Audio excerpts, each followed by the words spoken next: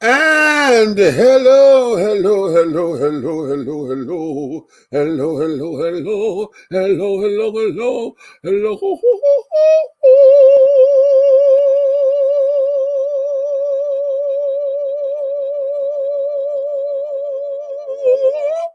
hello. Maybe Jitsu. How about that? What's going on, everyone? Thank you for coming in.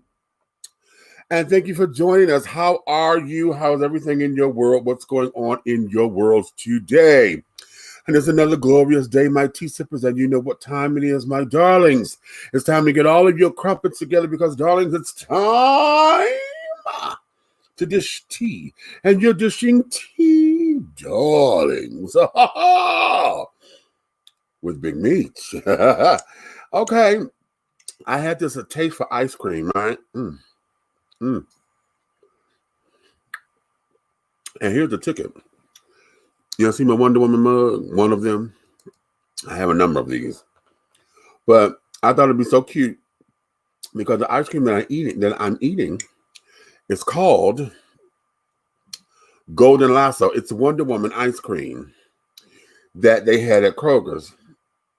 And I caught it on sale. And so I had the Wonder Woman ice cream in my Wonder Woman mug.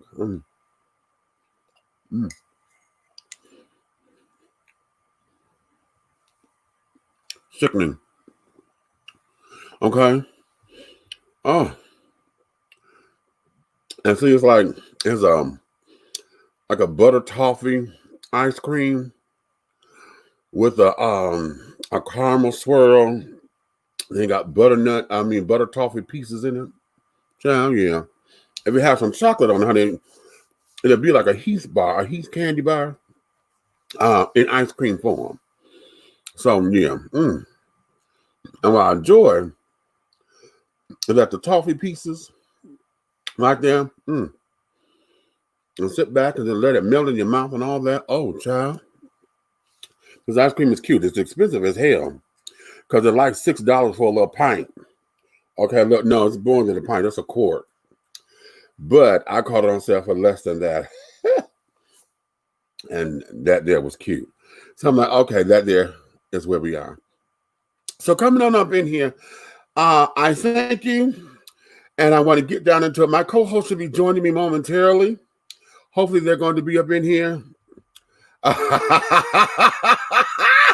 You think so, Lorenzo? Wait a minute.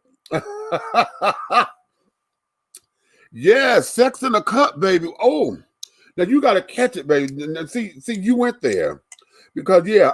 And it's very that way. Oh. I see all of the flavors. If you're like me, I'm very sensual and carrying on. You know, all of the flavors just come together. And when it hits your taste buds, baby, you just get that explosion. And then it's ice cream. So then when it melts, child, it just layers and just melts down into all of the goodness. Then it hits all of the taste buds, you know, almost like not simultaneously, but it hits as it goes down, it hits everything. So it's like a continuation. See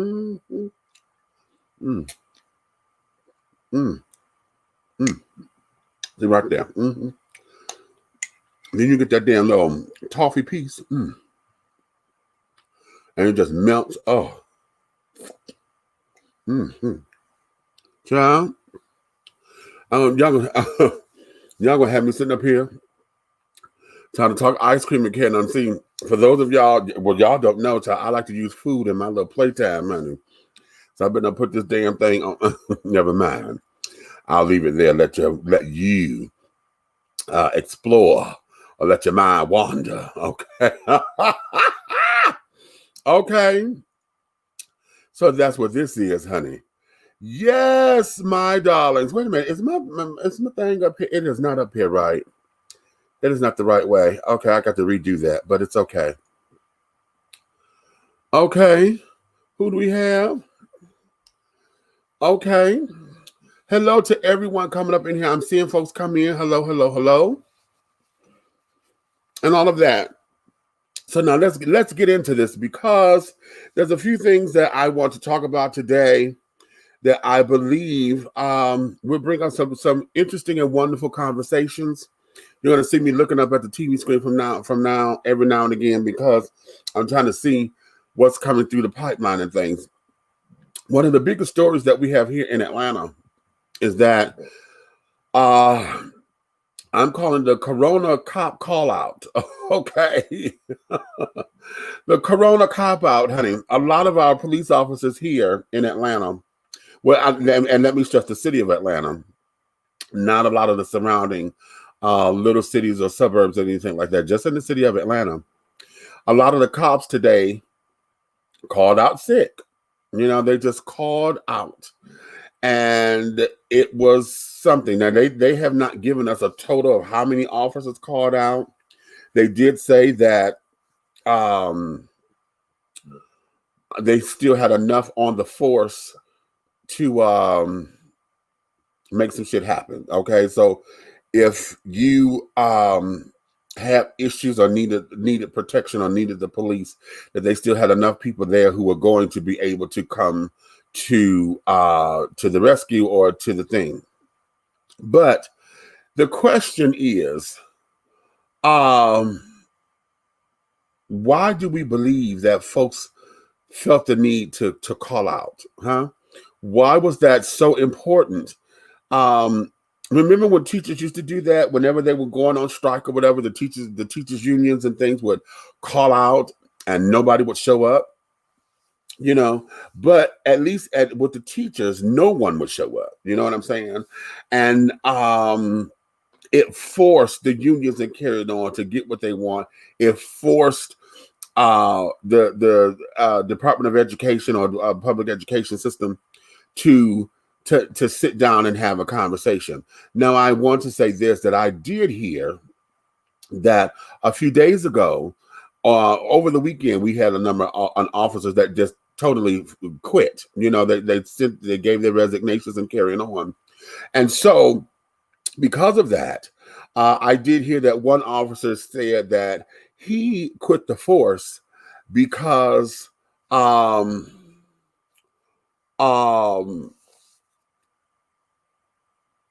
he wanted to protest, and on his off days he wanted to be in solidarity with the protesters and things, and they decided that and to tell him no, he couldn't do that. Okay, that he could not do that. And I don't know if that was a moral clause in his contract or whatever with the police department, but they told him he was unable to do that, and because of that, he decided to quit. And so I'm like, wow. Okay. And really, so wait a minute, I'm hearing a lot of police officers quit all over the country. I'm hearing that there's so many of them quit. But let's look at that, because see, do you think that it was a good thing? Or do you think that was the right decision? Because of what we're dealing with in this social climate or whatever, are police officers, at risk of any and everything? You know what I mean? What is that for them to be sitting targets? It's already enough to where you're coming to work, and this is a highly, highly, highly sensitive area. To where hell you had a 50-50 chance of coming home at the end of the day because of the level of intensity that the job requires. Okay, and especially when you have to handle something. See, as a security officer, I don't have the power to do everything that the police officer does. Okay, I am security, and I say it this way, and maybe I need to stop because, but it's true. I say it this way because that's what we are. Security officers are paid snitches. Officer, he went that way. He had this on. He had that on. They had this particular car, blah, blah, blah, blah, blah. And then I write a report to cover my ass with the company and carry it on so that folks at the hotel or wherever I'm working feel safe and secure. Okay. Now, when I was working retail, like at the Rite Aids or the Walgreens or whatever, oftentimes those children thought that we were supposed to come in and fight and, stop the folks from stealing and carry it on. And that's not my job. Bitch, you got insurance on this shit. this particular company don't pay life insurance. They don't even give me health insurance. And you want me to fight and this, that, and the other over a 25-cent bag of damn potato chips? Huh? No, we ain't. It's not that serious. Bitch, they could walk out of here with this store. I'm gonna tell you, officer, they went that way. They went walking west on this particular street. This is what they got on. This is what they took. Okay. Now, of course, if like with anything, if they come to try to attack me or whatever, or put me at risk, then I'm able to defend myself and et cetera, et cetera. But that there is what we as security officers do. Now, as a police officer, imagine that particular threat. Okay. Now, luckily, I have not gone to work with the idea that I'm not coming home because, our thing is about the whole idea of de-escalation.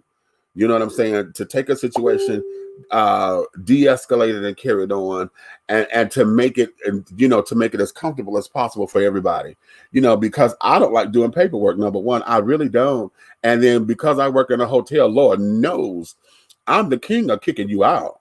Okay, or the queen, honey, whichever way I feel that day. I will kick your black ass or your white ass out.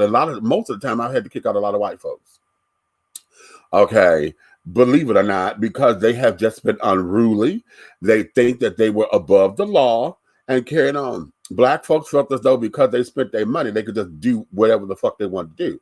And see, those are cultural differences. And so as a security officer, I come into my job knowing that. But my goal is to de-escalate something. Make sure you have a good time because you spent your money, Now we just got to make sure that we do it the right way. You understand? So because of that there is where this is. But folks don't get that, or folks don't want to understand that. And that's fine. That's fine.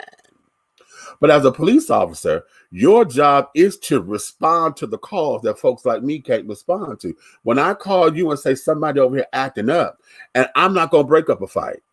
Okay, that's not my job to break up a fight, to stop you. I've done it, but that's not my job because, see, then what happens is my company doesn't protect me if I jump into something like that.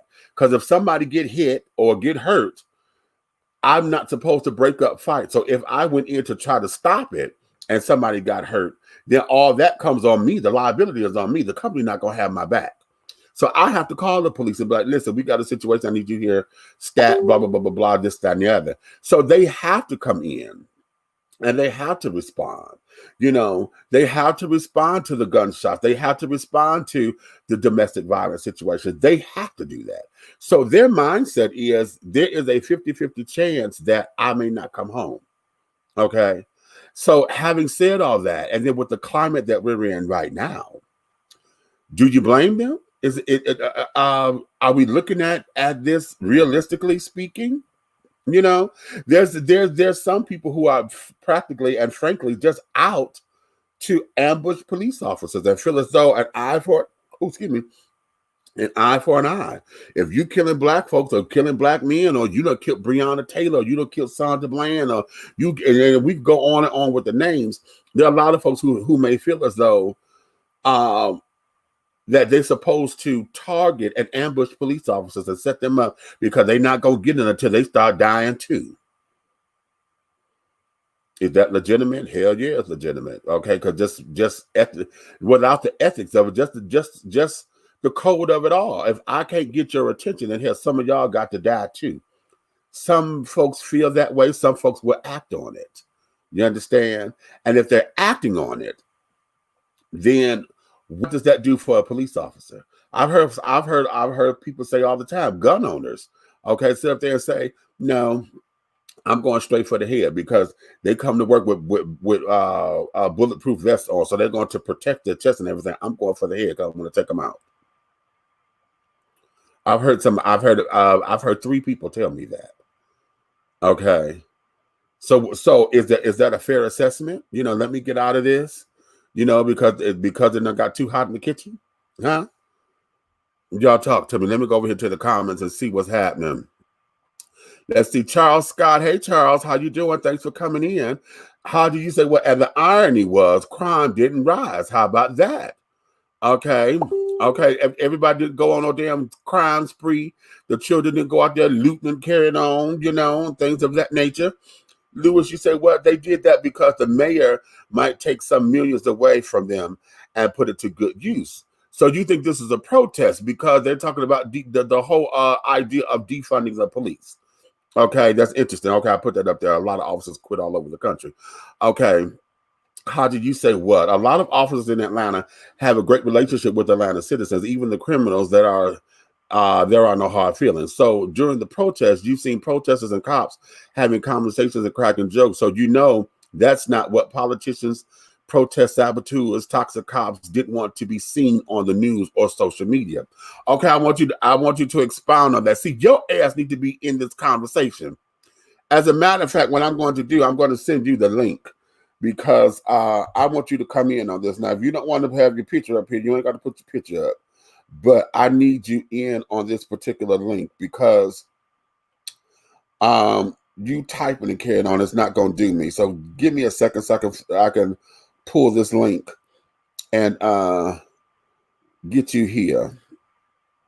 Because what I want you to do is go to your messenger in just a second, and then just click on that link, and it get you set up to come on up in here because they need to hear you say this so we can go at it. Because I know you're gonna end up saying something fucked up that's gonna make me mad, like you always do. Because I think you like to hear me talk. I don't. What is that? Did y'all have folks like that like to push a button just to hear you go off? Or just to hear you expound on something? I have a number of friends who like doing that, and they get a kick out of it. And this is one of them. So yeah, okay, hold on. Oh.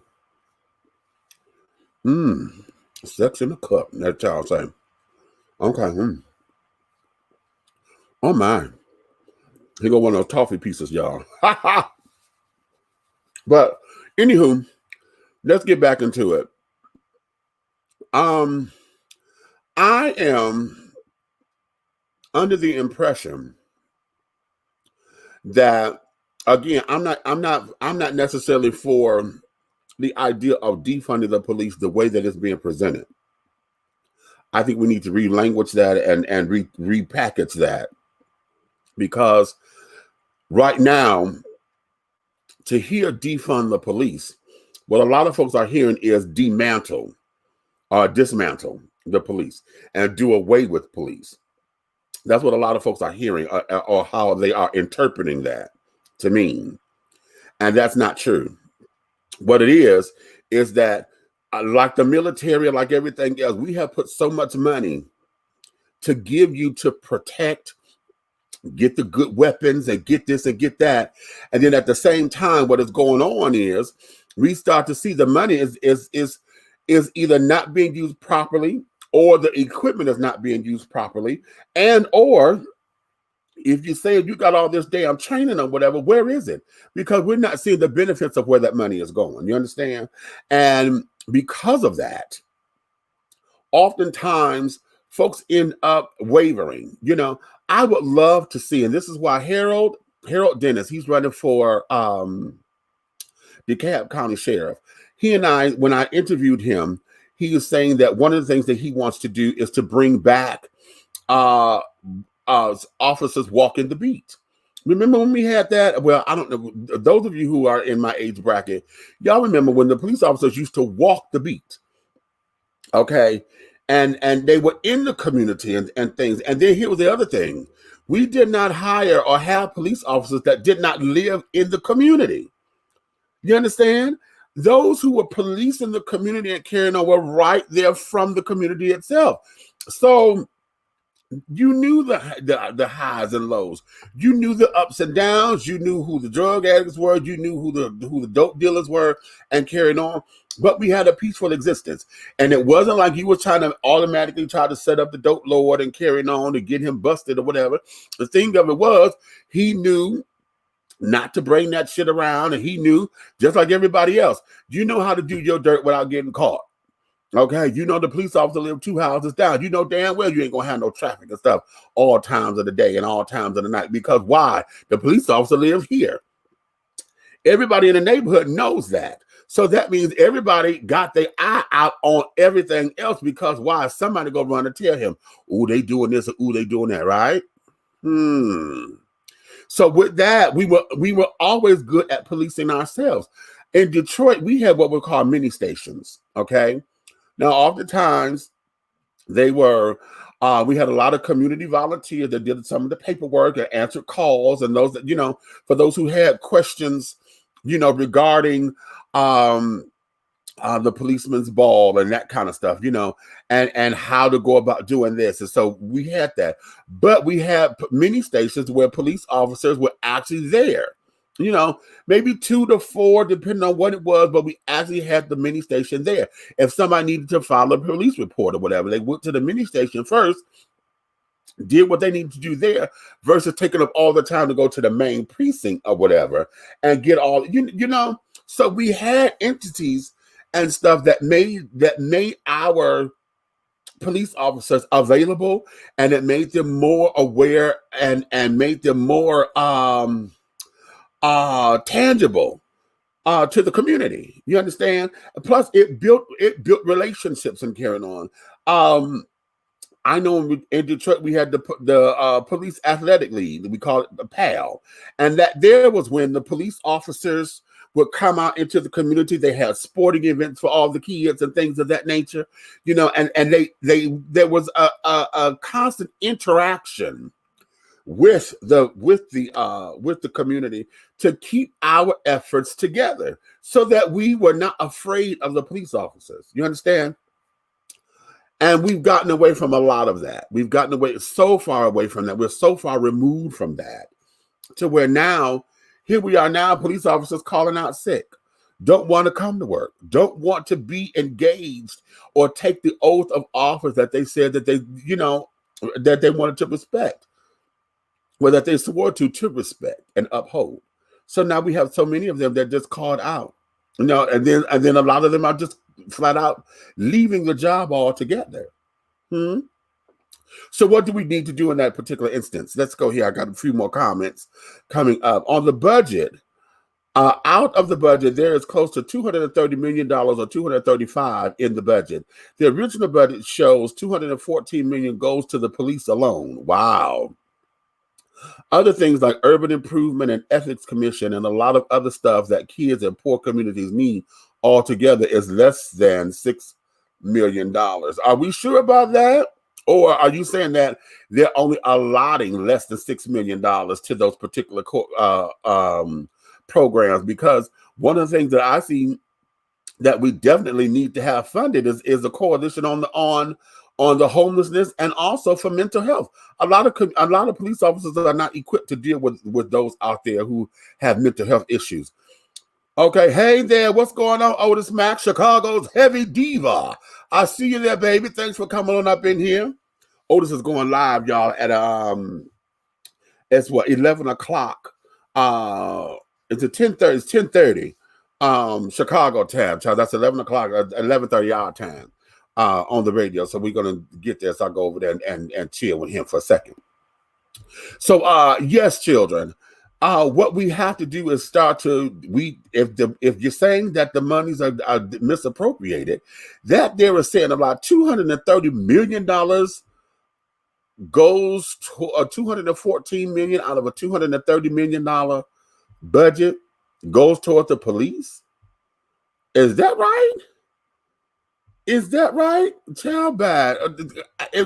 I need to look at that, because I know they had said something. That's for those of you who want to tune in with Otis. This is his call time right there.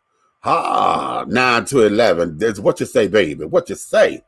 Okay. Oh, from 9 to 11. So he going on in a few minutes. Okay, I'll catch you in a minute. But nonetheless, my darlings, we have to look at this in its totality, because if that much money is going to the police department, then that will explain how they got money to settle lawsuits and carry it on. So I'm looking at it from this particular perspective, because there's so many lawsuits against the city, against the state, and things of that nature. Folks are winning millions and millions of dollars because of police brutality, of wrongdoings, unlawful arrests, and carrying on. Where does all this damn money come from? You know, and I know back home in Detroit, we always answer this particular question. If you did this drug bust and you got all these millions of dollars that you done uncovered and recovered from this drug bust, where in the hell does that money go? And I've always wondered that. I had an answer. Someone was saying something about the money went back into the community, or that was a lot of the money that they would use, like when they're doing undercover operations and carrying on. But child, where does that money go? Because I know it has to sit, for a minute while they go to court and everything, because there's evidence. But after that court has ended or the trial has ended, where the hell that money going? Huh? And it's unmarked bill. So do you put it in the bank so that it could collect interest before you take it to the doggone court? Because y'all know how the court system is. Everything is, they take all day doing nothing, and et cetera, et cetera. So what's the tea? You understand? So I look at this and I try to understand a lot of what's going on here, because it's not making sense. And now, and because it's not making sense, here's where we have to challenge ourselves. And I know I have to do this for myself as well. And that there is the police budgets and carrying on. That's public information, because as taxpayers, we are privy to find out how they spend the money. We have to do better with educating ourselves and requesting those documents, showing up to the meetings and things of that nature, so that we can be better prepared and learn where the money is going. Ask questions, and don't be afraid to ask the question. Even if you think you're going to get, it's a silly question or whatever. If you don't want to ask the question, just send it in writing to someone who can get an answer for you. That's why you have a lot of for the local folks, this is why you have your city council people, your city councilmen and carrying on are directly responsible for making that kind of information happen. Now you understand. See, this is why this is going into the voting thing. If you don't take care of your local politics, your local stuff, then you won't have the information that you need. You won't get it, because everybody y'all try to look for the governor, the big stuff. Y'all want the governor, y'all want the mayor, y'all want the president. Okay. And that's cute. Yes. Okay. But also we have to look at the smaller, or what we deem to be the smaller stuff, but they are the most important ones. Look at the education.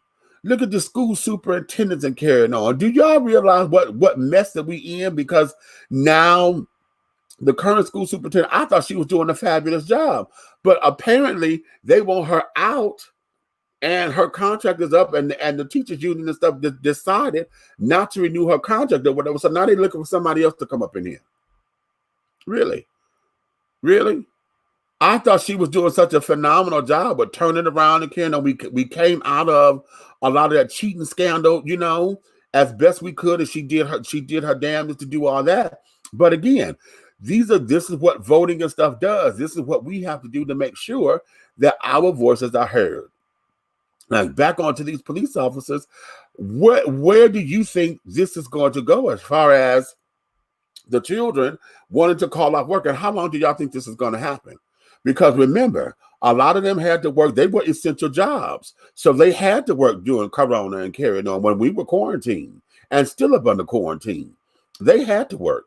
So they're working 10, 12 hours a day, especially now that the riots and the demonstrators and stuff, the riots happen, the demonstrators and protesters are still going. So now they're working to try to keep the city safe. They had to stand outside the mayor's house. They got to stand outside the governor's mansion. Because we're here in Atlanta, and Atlanta being the capital city, all the money is here. All the money is here. So we got the mayor and the governor here. Okay. So now we're centralized. So now what does that mean? Okay. That means that we're on high alert. We're on high alert. You understand? I just had to pop my neck, so I don't want you to think, no. Okay. This is not to make a lot of those who have Tourette's, but that wasn't a Tourette's run. Okay. But this is what that was. Okay. I mean, this is the climate that we're living in right now. So how do we go about doing that? What is it that we need to do to better this? Okay. How can we forge and do better with our police officers and carrying on. What do y'all think? What do y'all think needs to happen that we need to do better? Because see, I'm going to link this to this particular situation that I got. A number of y'all are mad, but I think y'all are mad at the wrong reasons. The police officers that put the boys under the teenage boys under gun, and he had to pull the gun out on them.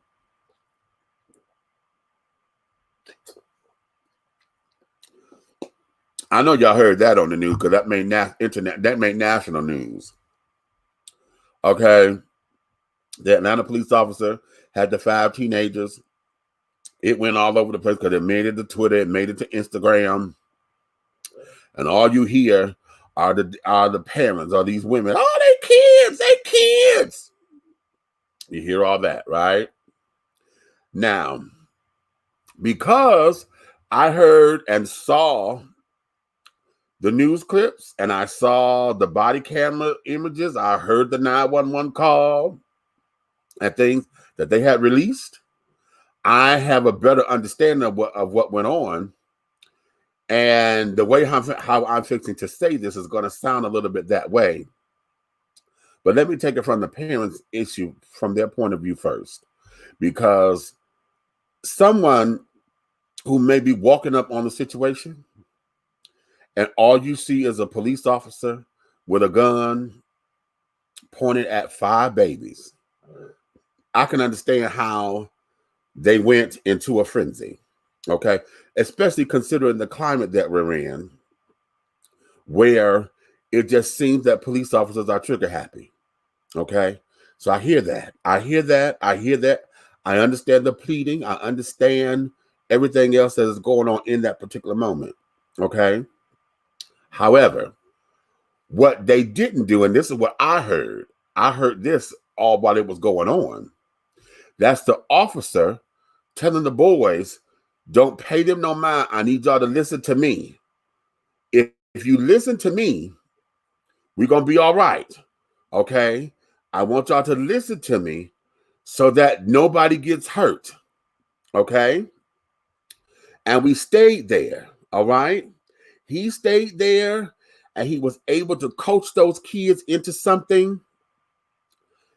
And the beauty of this is that nobody got hurt. All the babies end up going home. And this was a teaching lesson because of the nature of what happened, okay?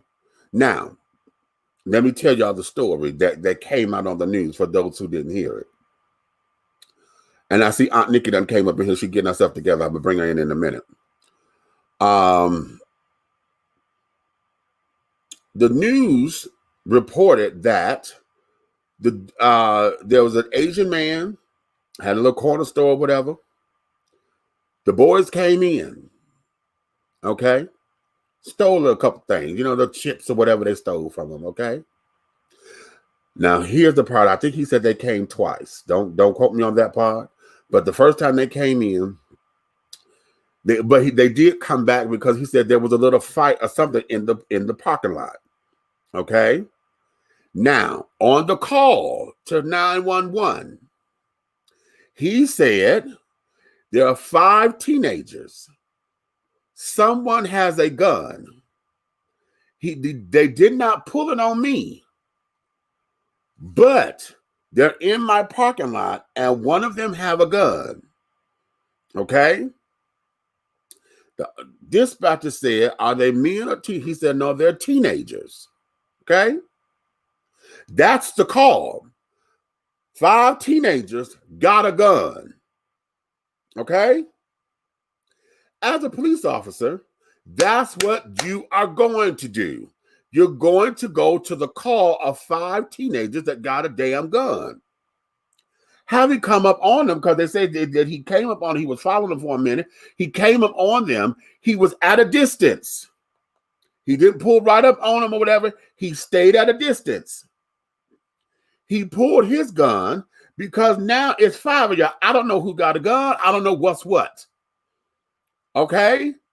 So I got to assess the situation. But in assessing the situation, how can I not make this a deadly one? Okay? So he had all of them put their hands up. Now they were young kids, because now I want to go here, because the call was they were teenagers. We don't know if they're 13, 14, 15, 15, 16, 17, 16, 17, 18, 17, 18, 19. We don't know what type of teenager they are. We don't know the size of them, because y'all know teenagers, hell, teenagers come in my size now. Okay? We don't know. You talking about 5 of them. Okay? So in an officer's mind, and I'm sure because I know how I am as a security officer, when I have to go to a room and you talking about somebody in the room fighting, or we have a domestic dispute or whatever, I don't know what the hell I'm about to get up on, because I got to go up in here and knock on the damn door, and already I'm coming into an aggressive situation.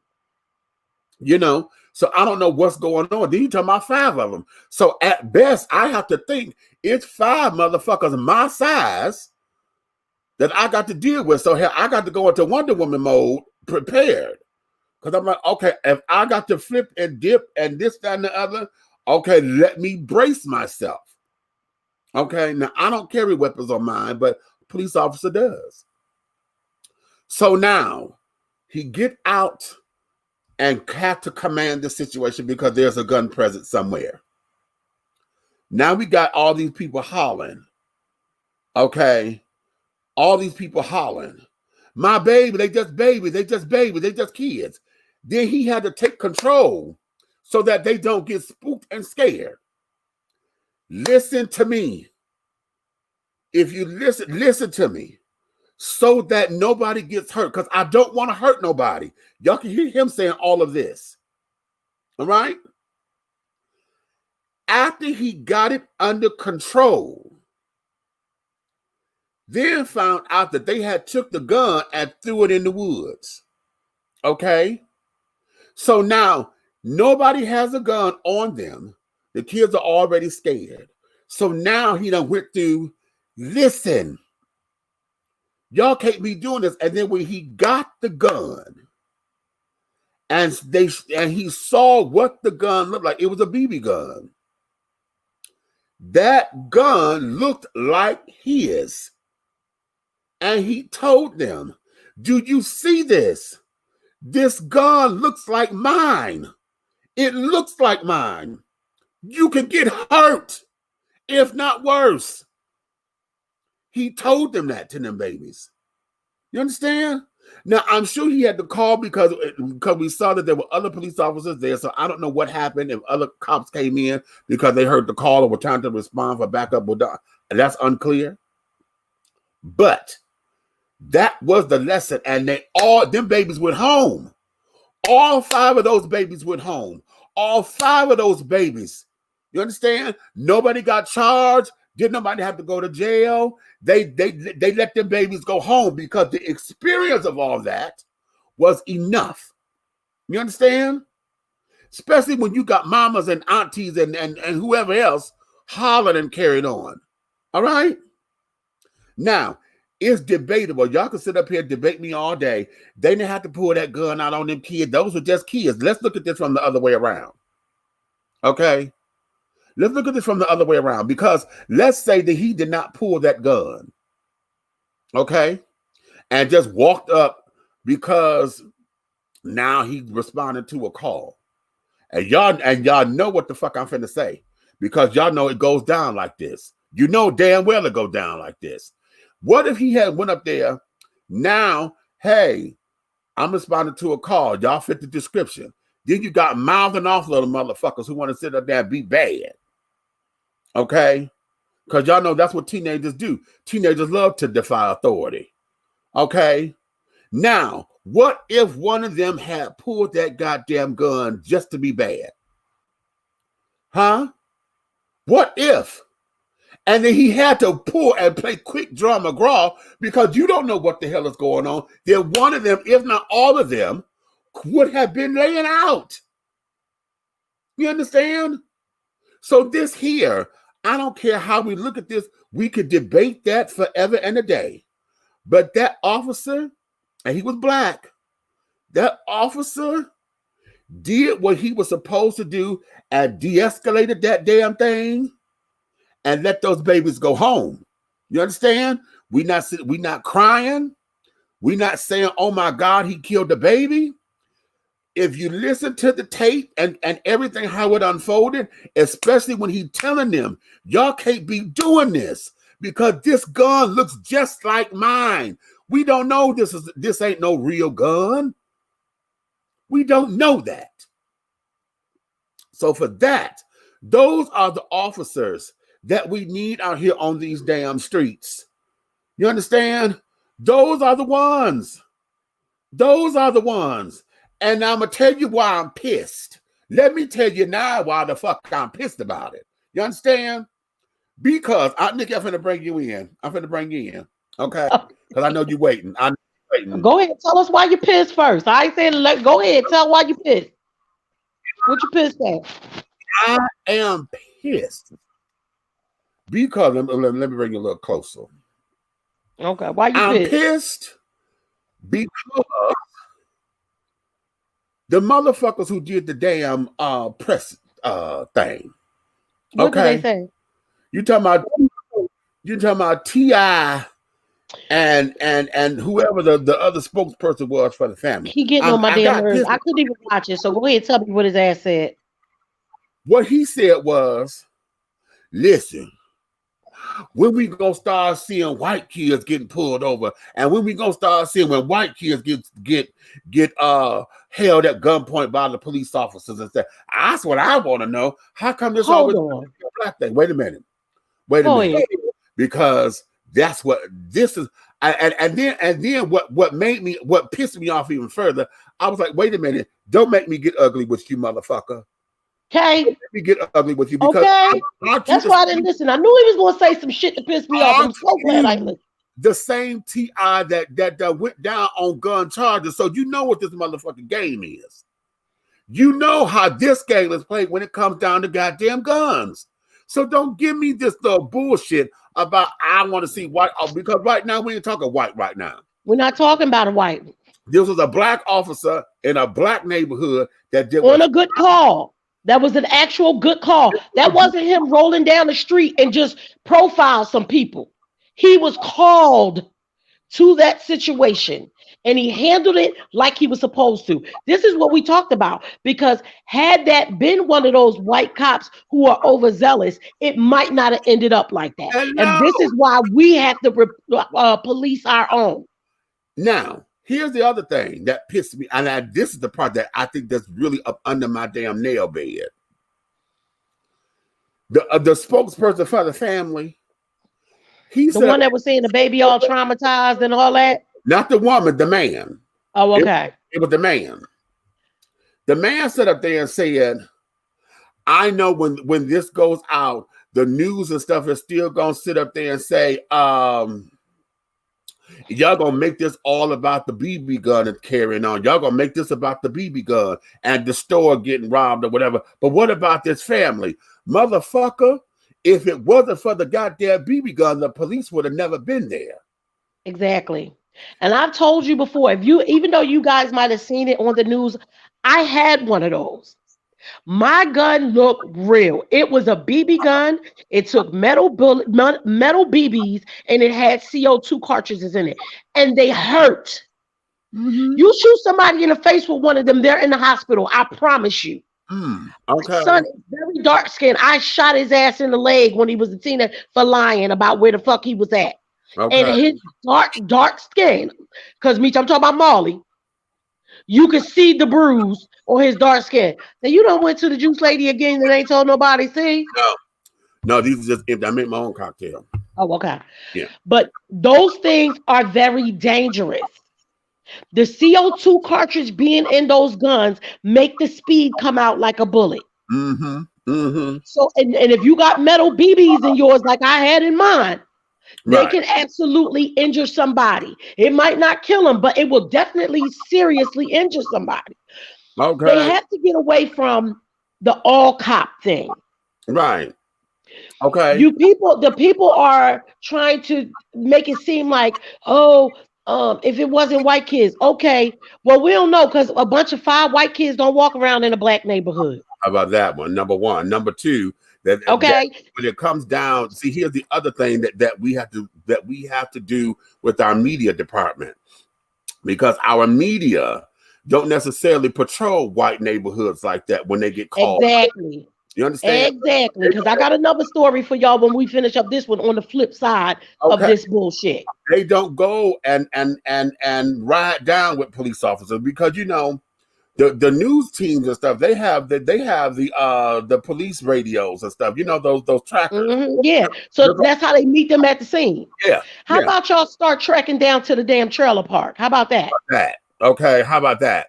Okay. And show the same crime that y'all show. And on just a little bit with that man, I agree, because it wouldn't be us focusing on the BB gun. Right. What I think he was saying was the media is going to keep talking about the BB gun to make these boys look like they were so bad. And for that, I'll give him that. Okay. Yeah. I'll give him that. I'll give it to him just a little bit. But at the end of the day, that BB gun could have got them killed. Just that little bit. Okay. Right. Because I get what I'm tired of. I am tired of us always jumping to this whole black-white thing when we need accountability goes across the board. Across the board. Accountability. And no matter what they say, that cop did his job, and he did an excellent job. Accountability goes across the motherfucking board. Now, y'all may not like this, but I give 2 cents less than a good goddamn fuck. You're not gonna sit down here and put all the onus on the cops now. Right now, cops can't do their jobs right now. Why? Because who said this? That we got that everybody. That was you who said that, Nikki. We all got PTSD with the cops. Yes, everybody has it right now, and that like just like what you were saying, he came with his gun drawn because look at the climate that we're in. Right. Right now, everybody is upset, and it's a lot of people that ain't scared to whop a cop. Hello. So he was by himself. Number one. Answering the call of 5 boys with a gun. Number 3, hold on, because Otis said all 5 of the badass babies, and then Lewis didn't like that. Lewis is like, not all the kids were bad. No need to judge them unless you know their life story. Lewis, that's right. Wait a minute, Lewis, come out your feelings with that. Come out your feelings, because goddamn it, we all say little badass little bastards. I got 6 badass damn babies. They grown. They bad as hell. But at this particular time, I'm gonna let it stick, because I don't care who did what. The person who had the gun, brandishing the gun or whatever, may have been the leader of the pack. But all 5 of the little badasses went in that store to rob the store. Because besides the fact they was in the store stealing, they might not have did nothing that commanded them to necessarily really, really go to jail or get beat down or nothing like that. But you was in that man's store stealing. You stole. And then y'all was out there fighting. The man, or I don't know if y'all was play fighting or what, but the man thought that y'all were fighting. Yeah, that his words were they were fighting, but I think they were play fighting. Right. He might just didn't know, but if he saw the BB gun. Right. He probably wasn't sure if they were serious or not. Right. Okay. And that officer responded to the call the way he should have.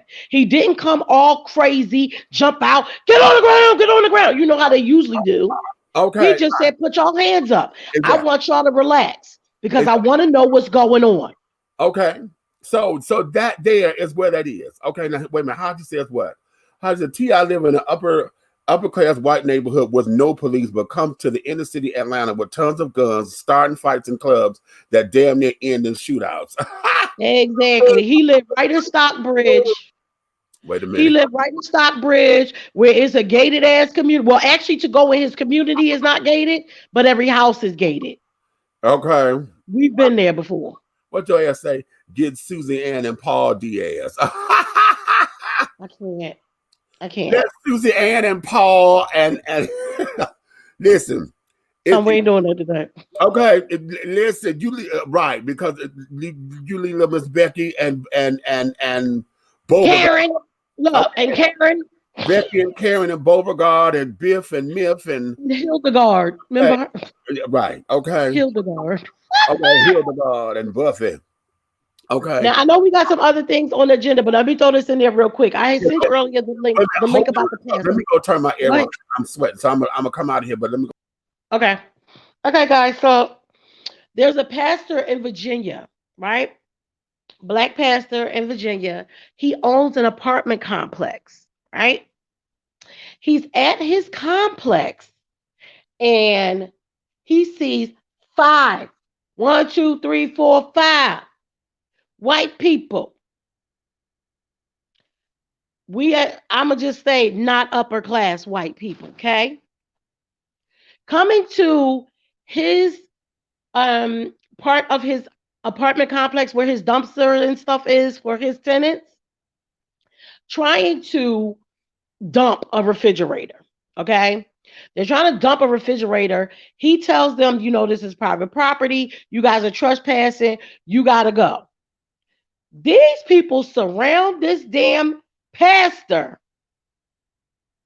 harassing him, trying to get with him. He pulls his license to carry gun. He didn't even point it at them. He had it still facing the ground. He, the pastor, calls the police to let them know what is happening on his property. His property. The police get there,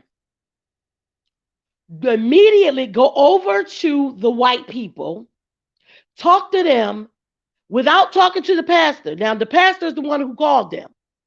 They get out, they go talk to the white people, come back without talking to the pastor, and arrest his ass. Let me tell y'all something. Then they get to the police station, find out what's going on. Now, y'all don't try to give the pastor a charge that they ain't dropped yet, but they say the DA say they're gonna drop it of welding a firearm or some shit like that. I think it was that word that Meech used earlier. That's the charge. So they find out the truth and everything. Let the release the pastor or whatever. Now the pastor they have a meeting. Did you hear all this? Did you hear No, everything I was saying? go ahead. Okay, so now they let the pastor. They're about to let the pastor go, but they have a meeting at the police station, right? Uh-huh. With the pastor, the police chief, one, I guess the cop that was there, and a few other people. I don't know who else. And the pastor snaps because he looks at the officer. He said, "You were there." Because they find out that these five people are some troublemaking hillbilly ass. I wish I had the picture to show to you, Meech. So I wish I had the picture to send to you so you could share it on the screen. When I tell you the woman that they said, because it was two women, a younger one, because the man on the story said she looked like Hitler's niece. That's what he called her. Uh, But the older one, I thought this was like the great grandma. When I say I thought this was like the great grandma, she was sure. 42. She looked like she was 1 foot in the motherfucking grave. 42. She looked like the fucking crick keeper. I don't know what kind of hard ass life you had, bitch. Wow.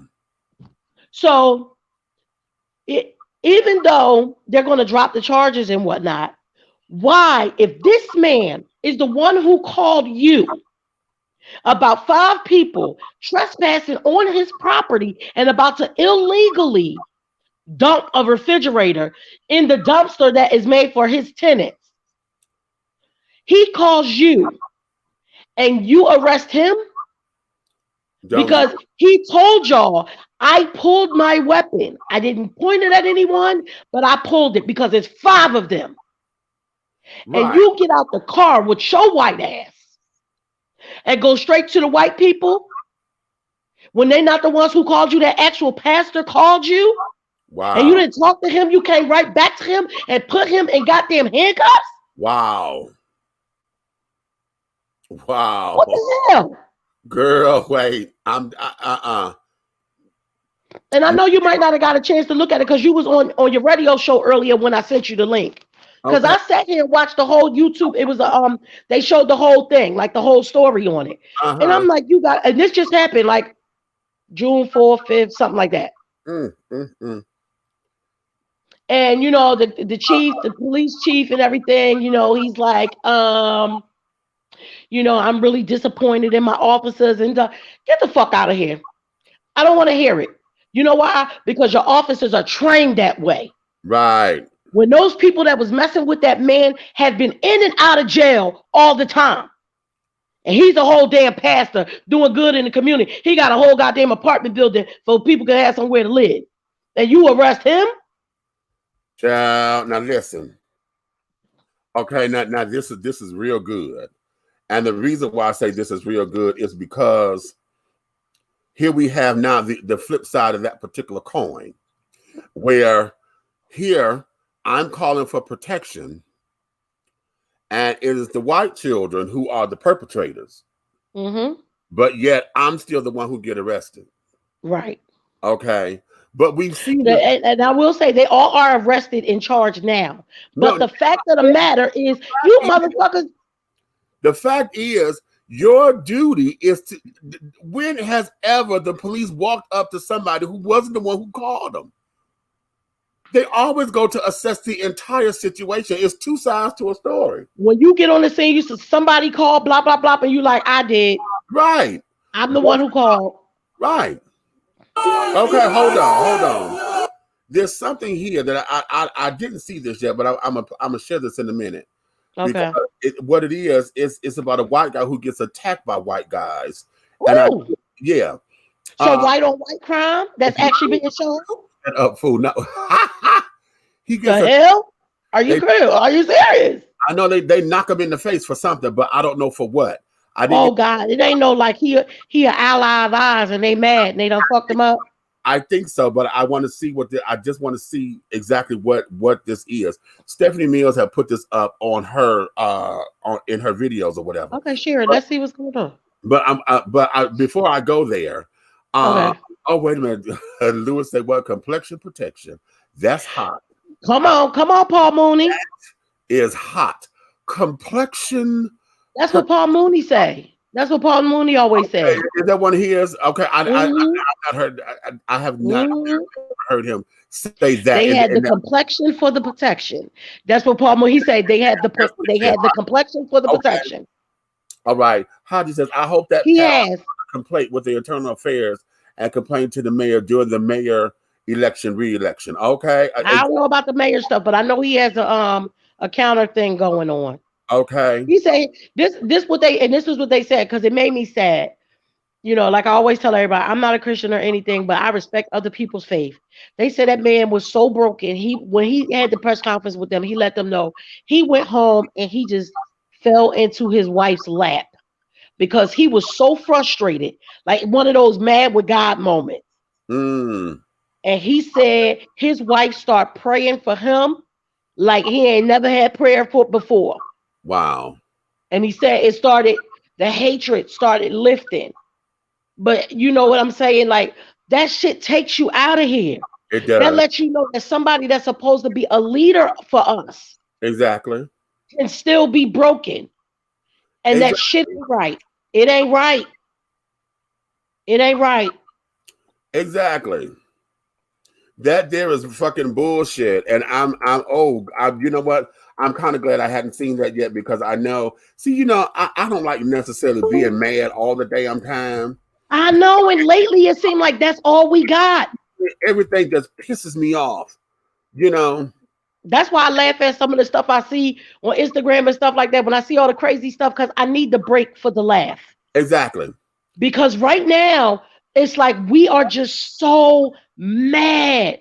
And we can't help it, because once we mad at one story, here come another one. And when you want to believe that it's an old story, but it's not, and it just happened a week ago. Right. And speaking of that, because I know when we were with smacking them over there at Atlanta. Oh yeah, we didn't never clear that thing up. Yeah. We were on the radio a couple of days ago, and something had came through to us, and the way how it was given to us, we thought it had just happened. And that was, they were talking about a lynching. A girl was found hanging from a tree. Yeah. Here on Old National by the Walmart. Mm-hmm. Right here in Atlanta. Well, actually College Park. Well, no, technically the city of South Fulton. Right. Okay. So technically, I think it's an Atlanta address because I live in College Park, but I have an Atlanta address. right, child, yeah, okay. Redlining, redistricting, and all that. We don't know where the fuck we live. What ended up happening? We had, we went into this tirade because one of our co-hosts, he came across and he saw the video. It was a video or something. It was a news report actually. Mm-hmm. So he had just got the video, and he just, we just went off. We just went off, but Mook found out that then Mook Millions didn't see the video, right? She kept researching, researching because she wanted to see it because she just heard us going off. But what we found out was that particular video was 2 years old. It happened in 2018. So, but I think was it 2018 or 17? 18. She said 8? Okay. 2018. But nonetheless, what we wanted to do was to clear that up. For anybody that heard us on the radio or live, because we were all on live too. Yeah. Just to clear that up because a lot of us, there was a knee-jerk reaction because we thought it had, and what made that so that way for us was that we were just talking about the third person they had found in Texas, in Houston, Texas. There was another, it was a third man that was found hanging, or hung rather. And talking about another suicide. They don't get the fuck out of here. Wanted to still rule this shit suicide. So we were just talking about that. And so Boss was coming in with that. He was like, man, there's another one. Yeah, I said, yeah, that's what we we snapped the hell out, y'all. Said, this is a girl this time. This is a girl. I'm like, what? And we snapped the hell out. But during the research, we found that was a 2-year-old story. Nonetheless, I was going to say, it don't make it no better. It's a close. There's no, you see me saying this 2 years ago, there's no finality to that. It's still an open case. There's nothing there. Because they tried to say it was a suicide. No black person hangs themselves from trees, people. That's not our thing. Okay, and it never will be. And and then there's no evidence. And it's definitely not a woman thing. I'm gonna tell you that. We gonna take it out of the black and white thing. Hanging yourself is not a woman thing. Do your research. Do your research on suicides. Women will take 10,000 pills or maybe even split their wrists. But more than likely, a tragic suicide is usually a man by shooting themselves. Yeah. Some of them will hang themselves. Usually the people that hang themselves are usually in jail. Let's make that clear too. And I know these, I've read these statistics before. People, I do have over 20 years in the mental health field. So I'm not just pulling it out my ass nowhere. These are the statistics that they have. So they can find something else to tell us that our people are just hanging themselves from trees. You can go blow that smoke off somebody else's ass because it shouldn't be going up ours. Exactly. And then a lot of hangers are usually isolated. Right. They isolated. They're at home. They're in the closet. I was going to say, and matter of fact, now that I'm thinking of it, hangings are usually children, like teenagers, like under 21. Right. So a lot of times they come from stuff like being bullied at school and stuff like that. Hangings are just not that, what's that word? They're not an everyday, not that any suicide is an everyday thing, but it's not as common. When it comes to suicide, it's not the most common thing. The norm, the normal, the run to. If somebody hanging themselves, it's like in jail or at the house. Right. They're not going outside hanging themselves from no goddamn tree. Right. And stop trying to make us believe that bullshit. And the news shouldn't even be running that shit. I know some of them people that be at the anchor desk be sitting there I know they're not making us say this bullshit. Okay, right. There got to be some people saying that. Especially the black anchors. And they sitting there, got to read that shit. There's no possible way none of y'all. And I ain't even going to just say the black anchors. I'm going to just say news people, period. When that shit come across y'all damn desk, y'all know better. Y'all know better. And then on top of it, child, y'all say there's no evidence anywhere. How did the person get up in the tree? There's no ladder, no chair, no nothing. Nothing is there. There's nothing. They magically flew up the damn thing. Cop shot up Robert Fuller's brother, the one black man Lynch, in his apartment. Yeah, I read that. Yeah, but he had the girlfriend held hostage Yeah, and all kinds of stuff. He was going through some shit. He was in some shit and carried on, and it was a domestic violence situation. Yeah. Things of that nature. There's a little bit more to it than that. It's more to that. Yeah, we got to get all of that backstory, Haji. Backstory, but what I read was that the dude, the brother, yeah, he was on the run or something or another, and he beat the girlfriend up or whatever the case may be. Right. That's what I got earlier too. I seen that on one of the live reports earlier. Yeah. So we got to get more stuff on that, Haji, before we even say anything, because I know they're going to try to make the two be connected, but it seems like now the only way they could be connected is if the brother snapped the fuck out. Wait a minute. When they found his brother. That, or they're going to sit down there and try to compare their mental state because they're brothers. You know what I'm saying? Right. Or if he was domestic violence, could it be, and all that? And they, all that bullshit. Yeah, they definitely going to try to spin it some kind of way. Narrative, and you know that would piss me the fuck off. Okay? Yeah, I don't like when they do that. Now I'm gonna divert a little bit from what I had to play and talk about because I'm curious to see what's on this tape. Okay. Let's see. Okay, hold on. Let me go. And y'all and look, I know the last few days I've been looking rough, but when I thought I was gonna look better, Liliana popped up. Look, she did my hair, ain't it cute? Okay, right. Okay. I'm on grandma duties, y'all. Okay. She said she on grandma duties. Okay, hold on. Because okay, here it is. Okay, I want to start that from right at the beginning. Okay, hold on. All right. This is like some KKK shit. Right.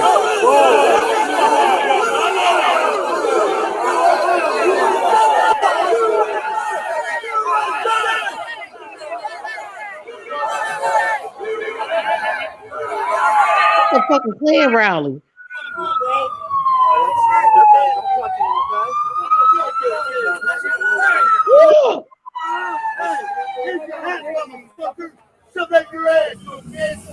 I just got punched in the back of That's a cop right there.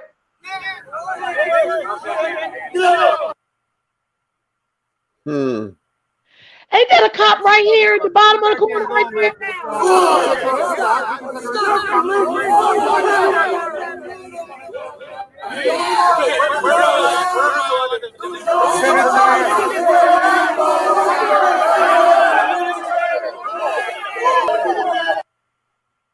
Oh, stop buffering, damn it.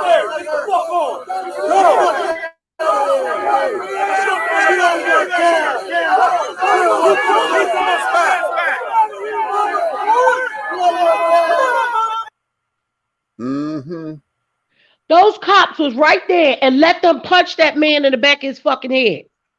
And it's still buffering. God damn it, stop buffering.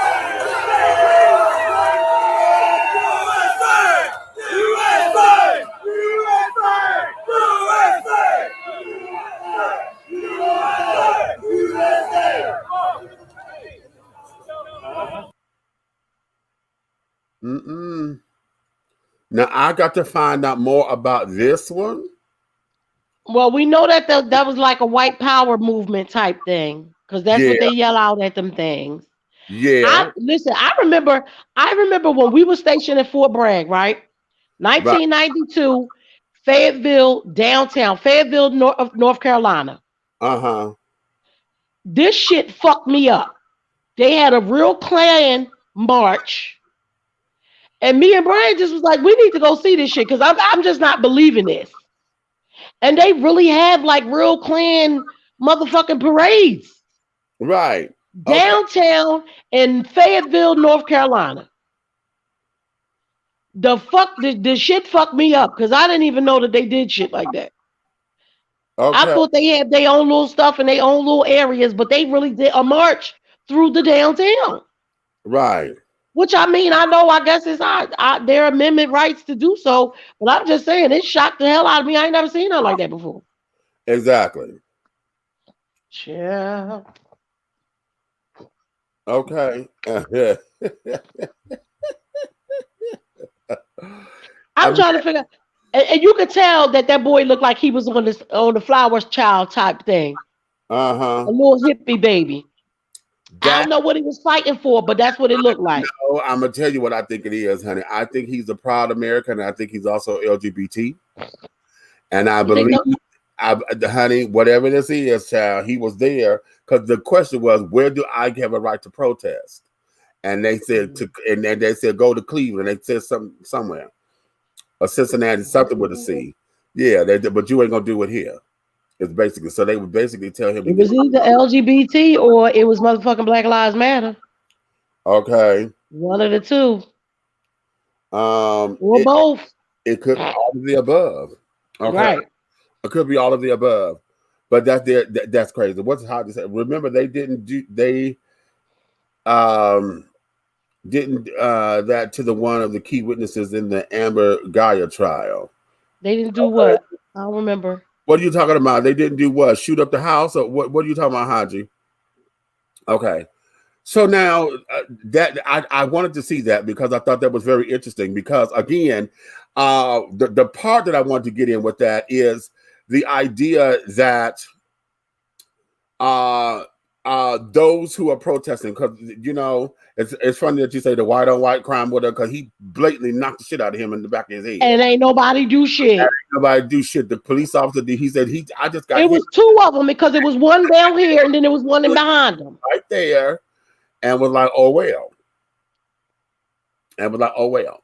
And see, their lies, what we know about some of, I'm not, just in case what's his name is in here, Heath. Just in case Heath is in here. Let me See, this is the story that he need to hear. right. Not here. Just in case, I want you to understand this is what gives us what we know about some of the white police officers, the ones who are part of that good old boy gang. Right. Y'all still with Boss Hogg in them, okay? We ain't understand it when we was kids and watching damn Dukes of Hazzard. Right. But I understand it now. Okay. Right. And it's not all of them. But police, I'm calling it police reform. We have to weed out that good old boy mentality. Mm-hmm. And they have to know you in here with this bullshit, you getting the fuck out. You getting fired, you ain't getting your pension, you ain't getting shit. Okay. Period. Okay. And the ones that are in the academy now, and remember when we was talking to Tay on the way home or whatever the other day, and Tay said, she said they need better training, and we were like, everybody else got to go to school for what their career is. Police officers go to the police academy for like 6 months. No, you need to at the very least, you need to have an associate's degree in criminal law and criminal justice. Or something. At the very least. Now, for me, I want you to have a bachelor's degree because motherfucker, I had to get one. Hello. Okay. Because what is happening, the associate's degree is the new high school diploma. Right. Because that's what everybody can get one, which I'm not downing anybody for having one. What I'm saying is these people have our lives in their hands. Right. And they're not learning the actual law. You could pull somebody over and they will know the law more than the police does. Exactly. And the police will argue with you about the goddamn law because they don't know it. How about that? Okay. That 6 months that they do at the police academy need to be the last part of what they do. Exactly. They need to have, at the very least, an associate's degree in criminal law. That's 2 years. I ain't even asking you to have 4 years. Right. I'm asking you to get 2 years to get the basic shit about what you need to know before you get out on that street. And like I said, and training should be the last 6 months of it. That should be your completion to be an officer. Right. Because remember we talked about it. Who did I say that was? Spawn. What's the one? What's his name? The boy that played Spawn. Michael J. White. Right. He said he took the test to become a police officer. He scored so high. He said he thought that they were coming to tell him, you got the job, blah, blah, blah, blah, blah, blah. They told him his scores was too high.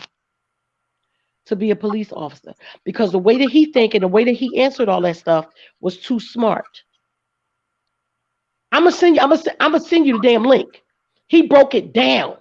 So it's like you don't want them to be intelligent. Right, right. And okay, according to, if we using that as a barometer, yeah, Right.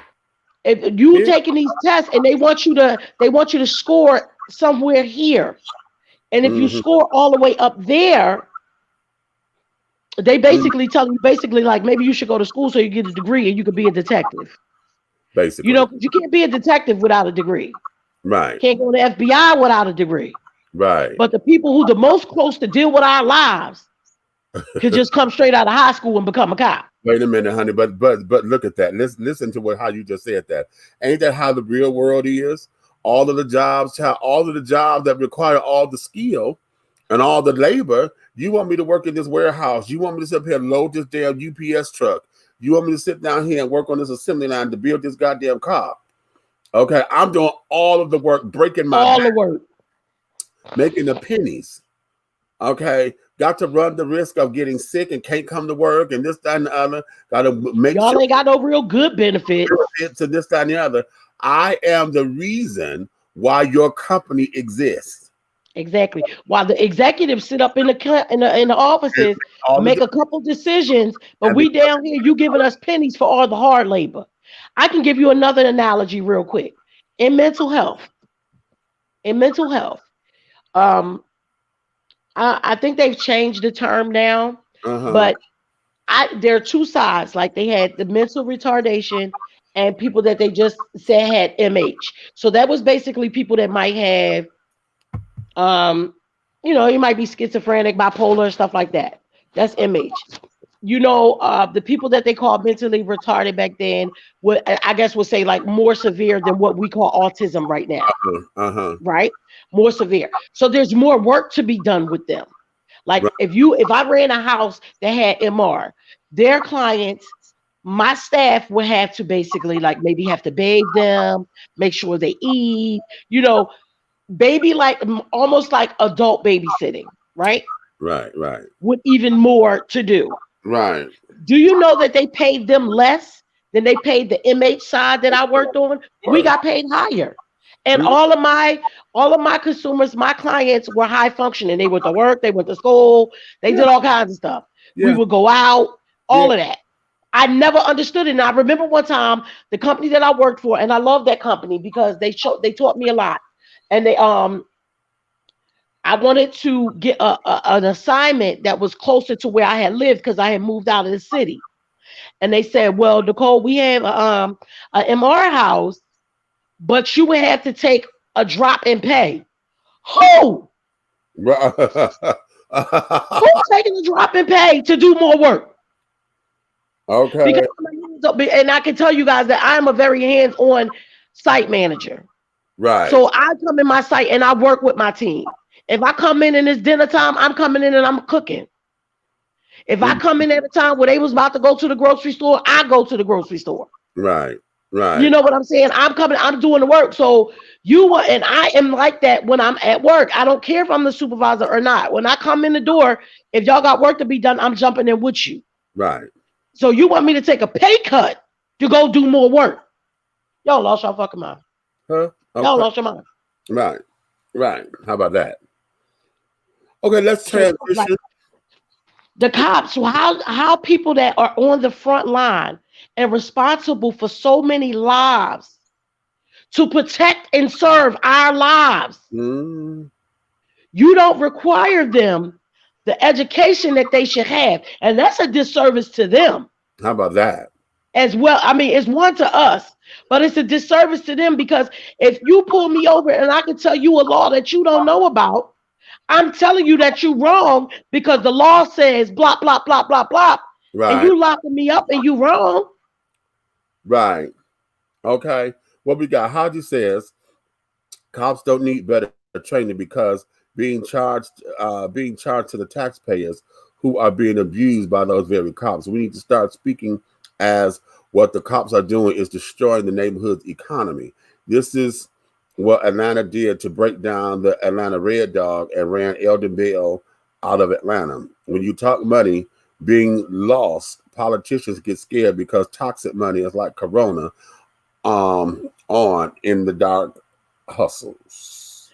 Well, Haji, what I meant by saying they need to go to school, I don't mean the taxpayers got to pay for it because ain't no taxpayers pay for my goddamn degree. Oh, right. What I'm saying is, before they are able to become police officers, they need to have at least an associate's degree in criminal justice. And I'm not talking about us paying for it because, goddamn it, ain't nobody pay for mine.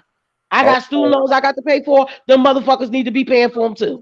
Right. So they need to know that they need to be paying for student loans and know that you're going to lose all your shit if you don't follow the rules that you should be following. Okay. Right.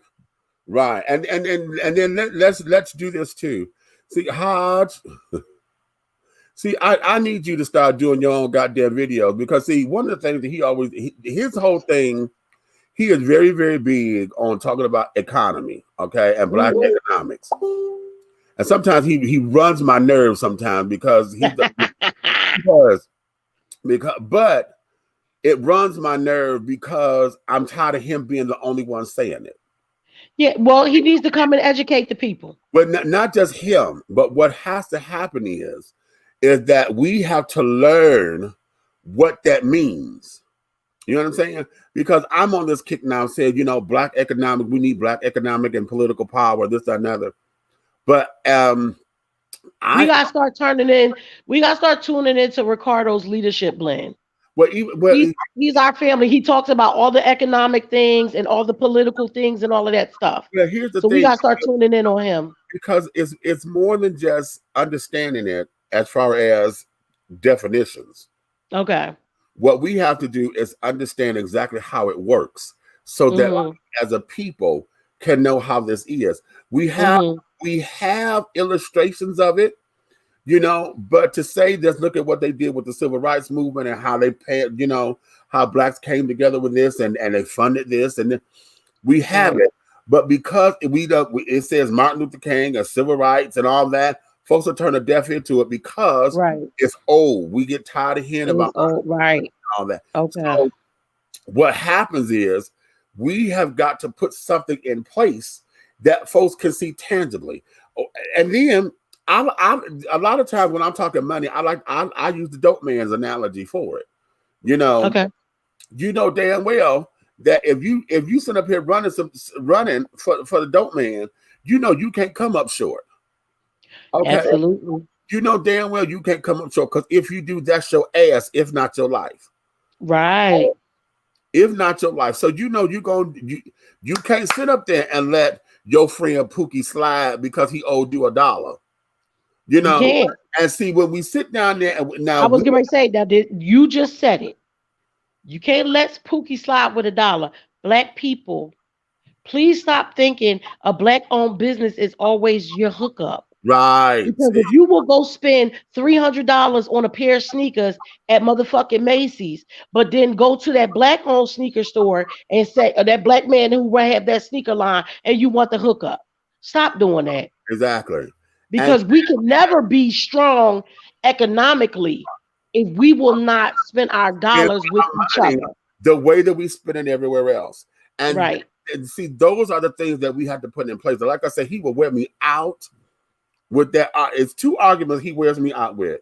This one and the one where because we end up fighting and carrying on, he always his go-to argument is especially with like dealing with LGBT or black folks who think that they're trying to get over on somebody and trying to make white folks their friends.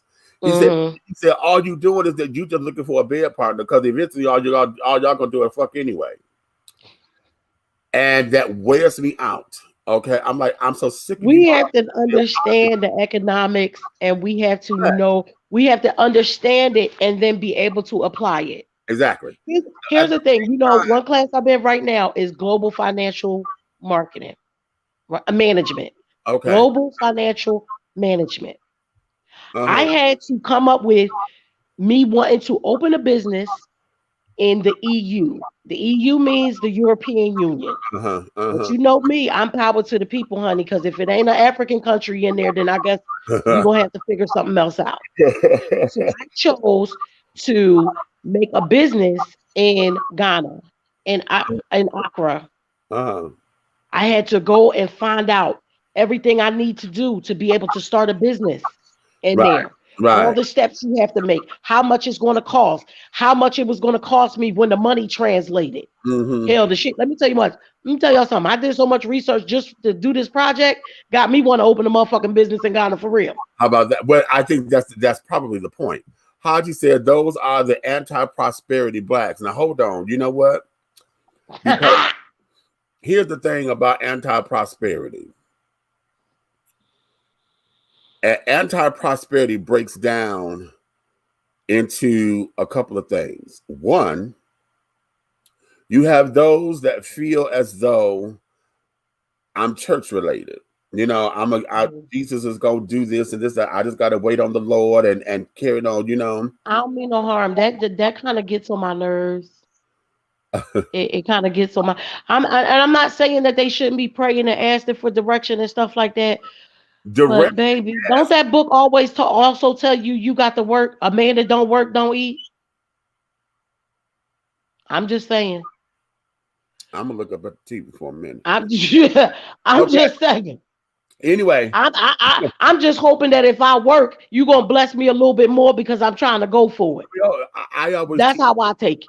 this is what was taught to me, and ever since I heard this, I've been running with it ever since. And that there is you have to participate in the miracle. Yeah, it's not gonna fall in your lap. This is not the lottery. To participate in the miracle, and that there is what it is.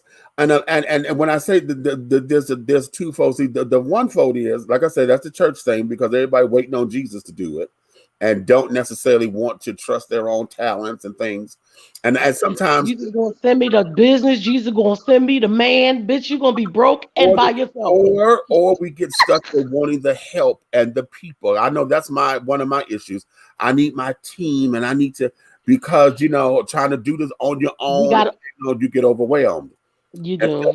And it's overwhelming, but instead of taking one step at a time, because after there are times where you can take 2 or 3 steps, and then it's like, okay, where do I go from here? And then when you want answers and care, no, nobody want to give you the damn answers. You don't know where to go look for them. Okay, or other people, right? And we run into this a lot. I'm glad that you and we try to make what even our outside things, we trying to make sure they work for each other. Right. There's been times in the past and stuff where we so busy helping everybody else. Yes. Where our things fall. Mm-hmm. Our things fall. And I want to say to people, it's okay sometimes to be selfish. Yeah. I'm not saying selfish to where you fucking mean and you just being like, I'm not doing, like you have the opportunity to help somebody and you just don't because you being mean and shit. Right. Not that. I'm talking about you can't be so invested in somebody else that you stop being invested in yourself. Right. Right. And I know I fall in that sometimes a lot because I have a lot of things that I'm trying to do, but because of the it's like back in the day when we used to perform, right? You used to perform, I used to perform. I love being on stage. I love singing.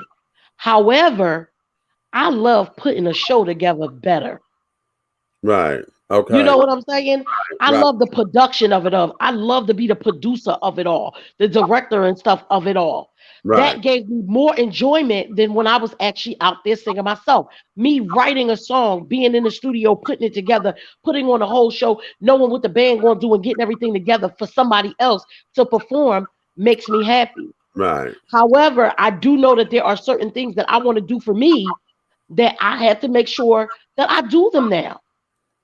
Right. You know what I'm saying? And there's nothing wrong with that. There's nothing wrong with that, but we got to find a balance as a people. Right. And do it. Right. And do it. We just have to do it. The other part of the anti-prosperity children. First of all, can you break that all the way down for the people in the cheap seats? Okay. What, the anti-prosperity? Yes. I mean, we know that anti means against. Again. But prosperity. break it down for the people that got the $5 seat. But that's just it. You got the $5 seats because didn't nobody want to invest in you to get the $25 seats. Okay, or you didn't sit up there and have enough money to get the $25 seat because you didn't Right. want to step off your ass to go. Right. So let's make some changes so that you ain't got to be in the $5 seats. I'm You I'm had, I'm trying to make them changes, y'all, you too. had the opportunity to make $100 because this child told you to come over and babysit the kids, but you said, "Nah, I'd rather smoke." Okay, because I'm over here getting high with my friends and shit. You didn't want to make that damn $25 or the $100 to watch them two little babies. Okay, but now you mad because you got stuck in those $5 seats, and your boy down there got the $50 seats and still have $50 in his pocket. Hello. Hello. Anti And enjoying a nice view. right, and then y'all gonna talk about it later, but y'all can't enjoy it together Right. because he told you, nah, dude, shit, hell, He sacrificed. He right, sacrificed some bullshit to be able to do something that he really wanted to do. right, okay. So the other thing with the anti-prosperity children is that Well, often, hold on one second. I'm listening, but I'm gonna mute my mic. I think I gotta get ready to go back to grandma duties. Lily okay, up there driving cold crazy. I'm listening, but I'm gonna mute this. the other thing is that oftentimes we have this thing where either I got it and I want to floss to make you feel bad because you don't. And so Mm, because you throwing it in my face, I'ma hate on you. right. Okay. I'ma hate on you because now it's a retaliation of wanting to feel better because you're trying to make me seem y'all know we got that uncle or that auntie that just sat down Or there, friend. figure or friend that got the five Or friend. come. As soon as they got a little coin, now they want to tell you how much of a shack you live in and shit. Okay, and forgot they were just They living too, with you. they too good to go all the places that we normally used to go. Baby, I'm telling y'all something. I don't give a damn if I got $1 million or Okay, $100. It's some places that I'ma still just have to go to. okay. When You I go home to Philly, motherfucker, I'm going to Max's. I don't give a fuck how much money I make. you have that, and then you have, and I think Haji just put that up in here. Wait a minute, hold on. And the ratchet ass clock bar. Okay, he said, what I mean, some people hate to see somebody having a chance to nurture money or wealth. If they see you with the business, they want to run it to the ground. See, Oh yeah, Haji. Or they say, oh yeah, I see you got your little business and everything. right, Want and to belittle your shit yeah, belittle it, because you working hard. and then mad because see, and we do this all the time. When they say you got to cut folks loose because some folks are not meant to go on, Everybody ain't meant to go. and you got those that sit down there, and as long as y'all pull together and struggling, it's cool. Yeah, y'all fine. But soon as you make a move, As soon as you make a move and don't pull them up or don't enable them. See, because mm, you make all the damn moves, but they want to sit up there and mooch off your coattails. See, they and want then some people, and what's so funny is some people can make the moves and want to take some people with them, and not just and like you said, not just let you mooch, but give you a real job to give you an to opportunity. do to make the money come, and you don't want to take the job. You Right. believe you supposed to get what the fuck they get. I No, and or maybe let's say you do, but because you sit up here and fuck up your own shit, running your mouth, thinking I'm supposed to have your back on your fuck ups and shit. You're gonna put me in some bullshit, then you finna fuck up my hookup. So now you I ain't got fucking up my church's money. hello. So now I listened to Gilly the Kid the other day on $1 million worth of game. I watched Gilly. Gilly is ignorant as fuck, but he is a Philly phenomenon, right? He wrote for Lil Wayne and all of them to get all of them. So Gilly said on his podcast, $1 million worth of game, like he really makes a lot of money off this podcast now. But when he first started, he had the guy who just was supposed to be his engineer, right? Then all of a sudden, from time to time, they would actually put him on the show. The guy got in his feelings because when they got put on to start making the money, he wanted to know why he wasn't making the same amount of money as Gilly. Now, He didn't start this show with Gilly. He wasn't a co-host at first or none of that. Right. You know what I'm saying? He was an engineer that got paid. He was work for hire, basically. Okay. You know, it wasn't, let's say, like, it's not like Dish and T, and the Dish and T TV show. That's all of us. Right. Right. If you got a deal for Dish and T radio that didn't include me and Red, but you still bought me and Red along, me and Red can't ask for what the fuck you get. Right. Because that radio show is all you. Right. And you alone. This guy asked Gilly why he wasn't getting. Gilly said, nigga, when we started, you had 8,000 followers. I had over 1 billion. Is that much difference? That's how much more I make than you. How about that? And now you can take your ass on since you think. And now this nigga, the sponsors and stuff they got on their show, woo, I can't wait till we get that kind. Okay, yeah, it's coming. It's coming. All we gotta come out of Corona. Once the kids are ready to advertising dollars again, we there. We there. Yeah, people gotta we gotta understand. Haji was right with that. We gotta understand you can't. That's another thing that we've been taught. Yeah. It's a systematic thing for us. We're taught to be jealous and to be what's that word? We're nasty. We're not damn. Yes, come on, Michelle Lay. Yeah, we're nasty. We'll sit up there and be shady all day. Not trust each other. Face, you know, we don't want each other to have nothing. Oh, girl, I'm so happy for you and carrying on. And as soon as she walk away, oh, that bitch get on my nerves. Either as soon as you walk away, because she got her little shot. Or you could tell in how they start to point out everything. Oh, girl, you got a Gucci so and so. Girl, you got a L'Oreal blanket. Where you get that from? All right. Oh, you look at this. You got Rachel Ray dishes, cookware. Oh my God. Yeah, bitch. Why you clocking all my shit? Exactly. Okay. That. Okay. What you should have asked me is, bitch, I see you doing good. Is it any way that you could put me in? What can I do so I could be able to make that money? Right. Okay. I'm not asking you for the hookup. I'm not asking for your hookup. I ain't asked you to give me no handout. I'm asking you to teach me to fish. I ain't asked you for a piece of fish. I want you to teach me how. And see, if we get out our fucking feelings and stop being so motherfucking proud, that pride will fuck you up because you don't want to ask for help. And then you got them old funky ass bitches that do get something and then don't want to help. Want to turn your nose down. See, it go both ways. The motherfuckers that don't want to see you do good, and then you got some motherfuckers who do good and want to turn their nose down to everybody. How about that? And don't want to be there to teach them how to fish. Bitch, you ain't got to give them none of yours. Teach them the formula so they could go do theirs. Exactly. Because it ain't got to be the same thing that you do. And here's the thing, and see, I know I get tired of this. When you know how we ask folks, child, oh wow, you know, sit up there, oh, you were ASCAP? Oh, you got with BMI? Oh, BMI been that way since 2015. Okay. How did you do that? Filled out the paperwork. Wait a minute. Wait. You know how many people gotta walk through the BMI paperwork? But when you say that, they say, child, I filled out the paperwork, but child, it's a lot of hard work and everything. You just got to stick to your guns. That's all I did. I stuck to my guns and I prayed, honey. Just go on the website and you could read about it there. Right. You could do that. You could fill it. Once you fill out the paperwork, whatever your talent is that you're going to do, you just have to stay steadfast, submitting your work, because people don't realize that BMI is there to make sure you get your money. See? They make sure you get your money. So you make sure you do the work. They would be as generic as possible with giving information. And then because I've heard this all the time. Well, here, why should I just give it to you?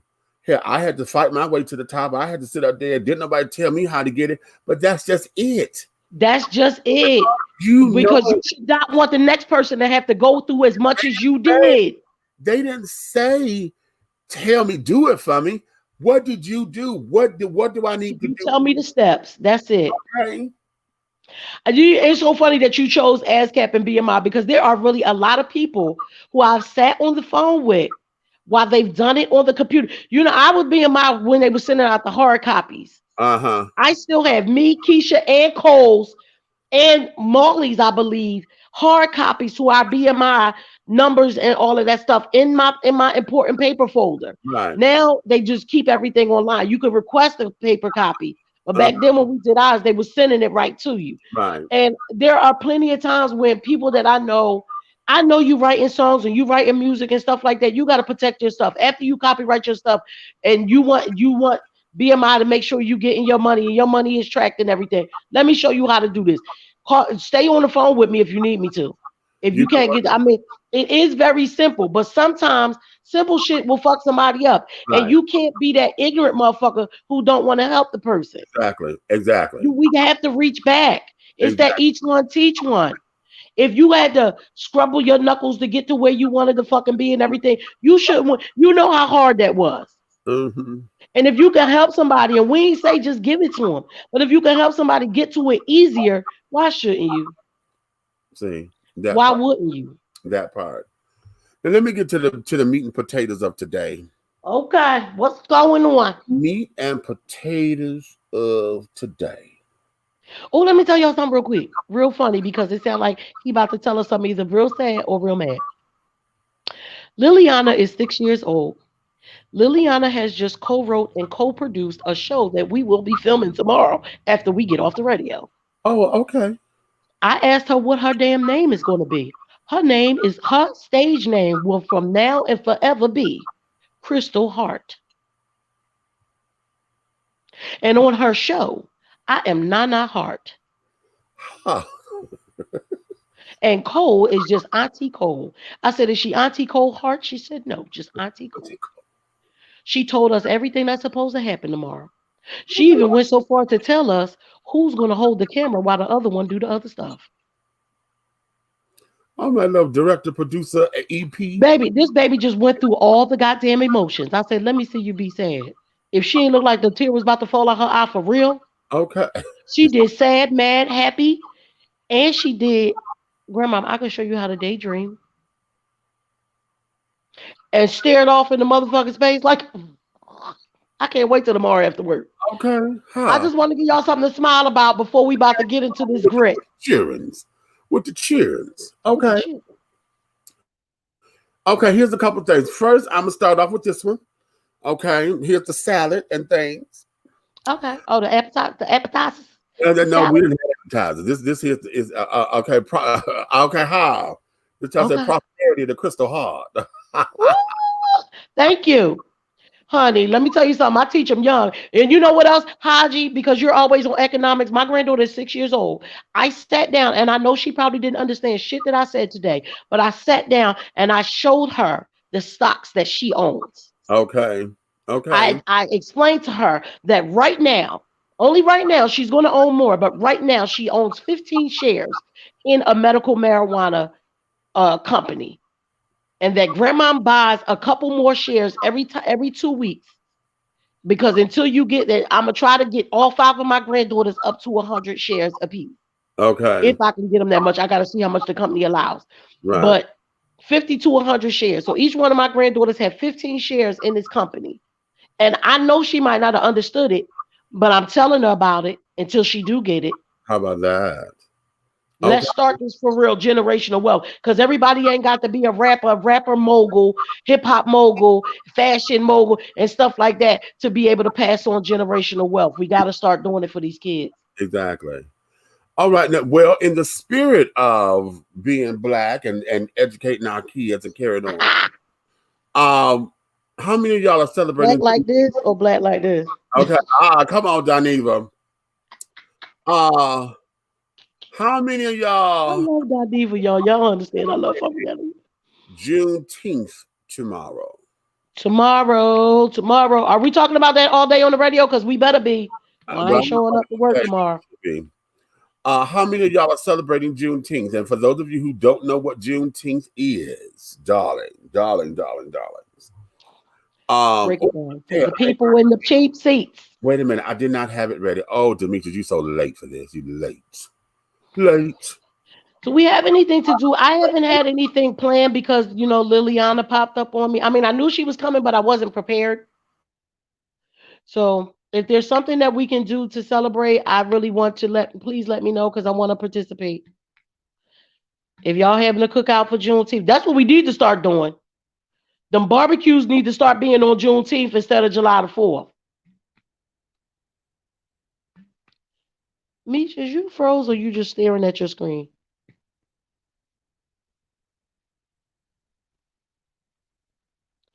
The Matrix. Matrix! I think your screen is frozen. Can you hear me?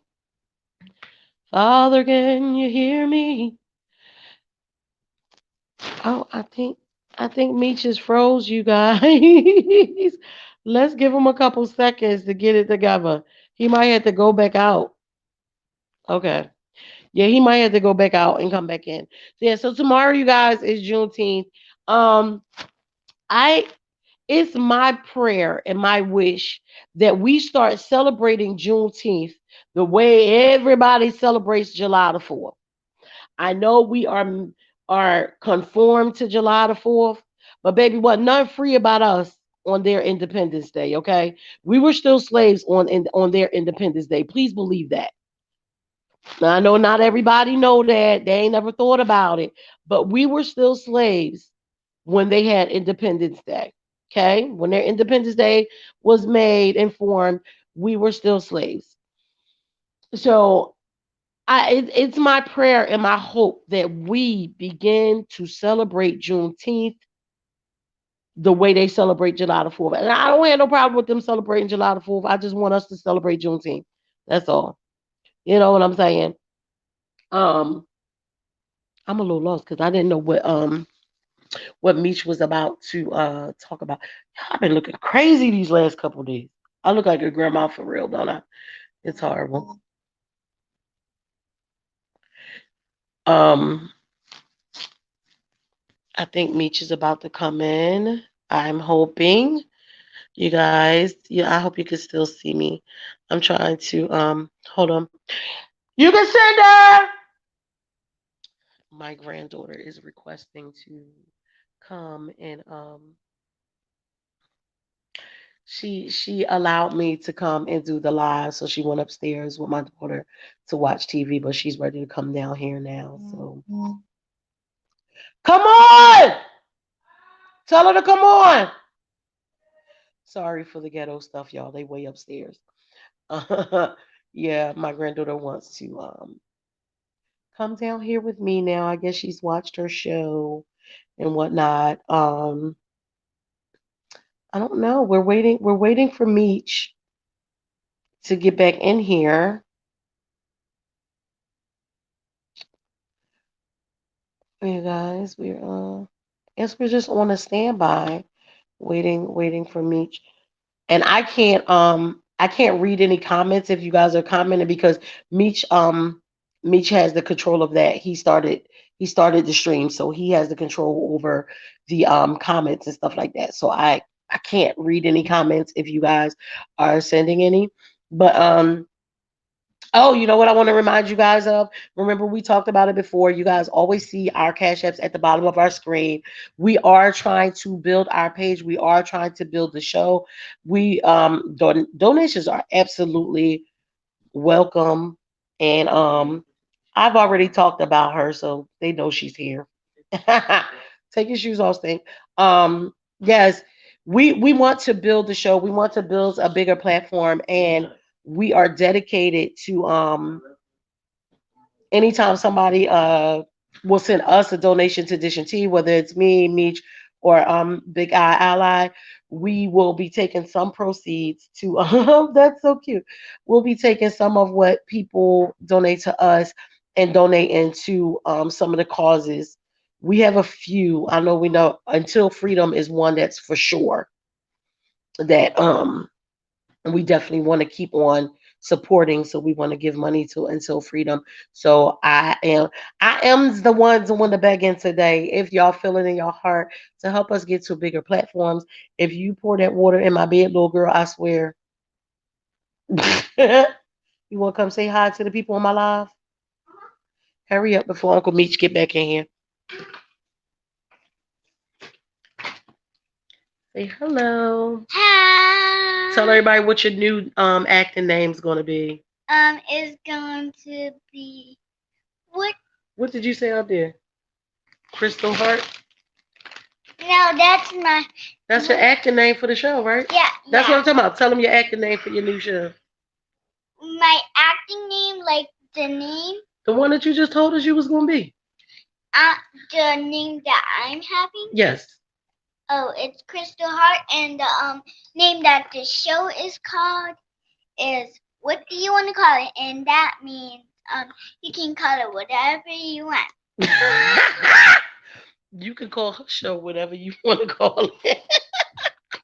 Wait, so the Crystal Heart show and the whatever you want to call it is gonna be the same show? I thought that was gonna be two different shows. From what? Girl, I don't know. Are you back? I can't hear you. Now I can't hear you though. Hold on. Can you Okay. hear me? Yes. I can't hear you. Hold on. Okay. Can All you hear right. me now? You can hear me I now? still can't hear you. Hold on. Oh, never mind. I know why. Did you mute me? There we go. But was I muted that whole time? Because I was talking to the people. No, you wasn't muted. It was just on my end. Somehow something done happened to it. This shit done. I had to reboot my damn computer. And I was like, well, since we on a break, I'm gonna let y'all know. Let me go on and beg for a minute. We're trying to build this platform and stuff. So if you feel it on your heart to donate, okay. I see it. Here's what Hodges said.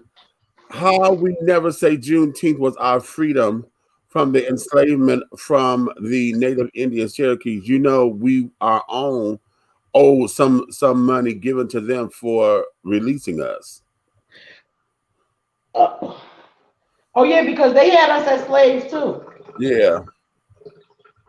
Okay. And a lot of that was because of of the culture and carrying on of what that was at that particular time. I'm gonna do some more research on that to better. Some people own slaves too, just in case y'all didn't know that.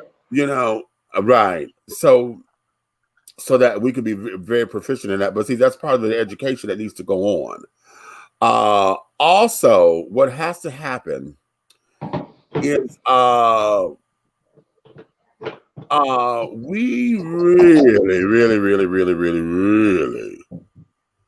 have to understand that this holiday is ours. Right. We don't give it the same.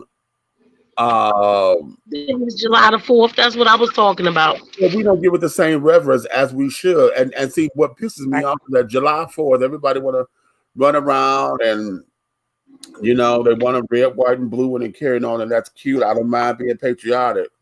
But I just said that while you was rebooting. I said when their Independence Day came about, we were still slaves, people. Right. That has nothing. We were still slaves. So get your life together. I'm not saying don't have fun on 4th of July. What I'm saying is give that same energy to Juneteenth. Let's make that be for us. I'm saying it. I'm saying don't necessarily utilize that as your means of just saying you got to have a party, because shit, we're gonna do that anyway. Right. But the whole thing of it is we have to. It is imperative. We keep saying we don't have identity. We keep saying nothing is ours. We keep saying I want my reparations. It's ours. We just don't act. We keep acting like we don't want to stand up and take it. Hello. Juneteenth has been here. Now, not everybody has known about Juneteenth. Right. But it's enough of us who know about it now. Right. Social media has made it plain to us what the hell it is. How many of us know that there's a Juneteenth flag? I didn't know that. Show it to me. Where is it? Because I want one. Okay. Because I want one. Hold on. And I love it. And as a matter of fact, this is the only American flag that I want, that I really want. Well, I definitely want it. If we got it, I want it. I'm supposed to be putting this food away. That's okay.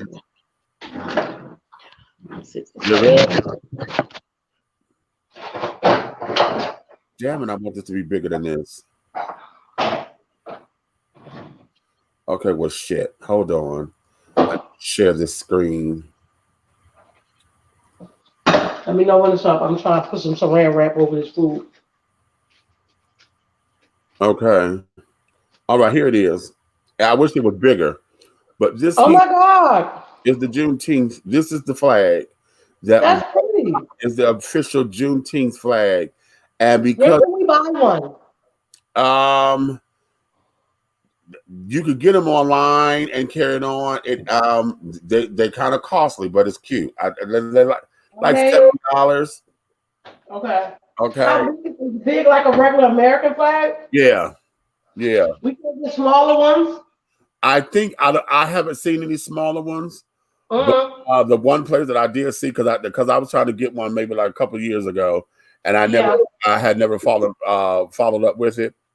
But that there is the flag, and I want us, you know, I've always said, I have a problem with the standard American flag, Right. um, and the reason why is because, like I tell folks, March 4th, 1970 was my 9/11. Just because I was born black in this world, honey.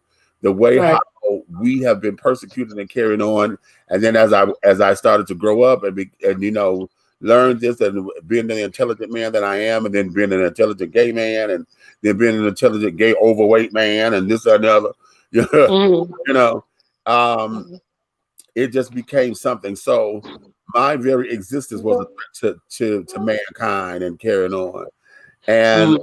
I've always had a problem with the flag, our standard flag, because for a long time, even though my ancestors built this country, that flag never represented me.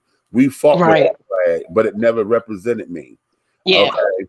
And so when I found this flag, the Juneteenth flag, I said, this is the one that I want to fly as my American flag, you know? I want a nice size Juneteenth flag and my back in the day red, black, and green flag. I need to fly those. We should have a Juneteenth parade of decorations and shows like MLK holiday movie, Little Boy King, That's what I want. Your Heart. We really do. And see that there. And see, here's the thing. See, we as Saying filmmakers, it, let's try to make it happen. exactly. I was just going to say that. We as filmmakers and stuff, I don't want a documentary. I'm tired of documentaries. The documentaries are cute. We got to learn how to start throwing big barbecues in the park, Exactly. Juneteenth, blah, blah, blah. Exactly. We know tomorrow is Juneteenth. So, us as a people, Haji, you're saying this too. We need to start reaching out to any and everybody that we can to plan for next year's Juneteenth. Right. Now, let's hear something, honey. There's some things around that they have been Atlanta, I know, has been doing some things here, but it doesn't get publicized.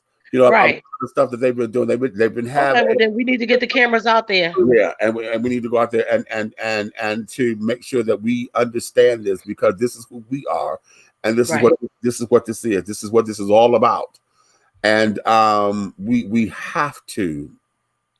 It is imperative, because this is part of preserving our history. This is part of preserving who we are.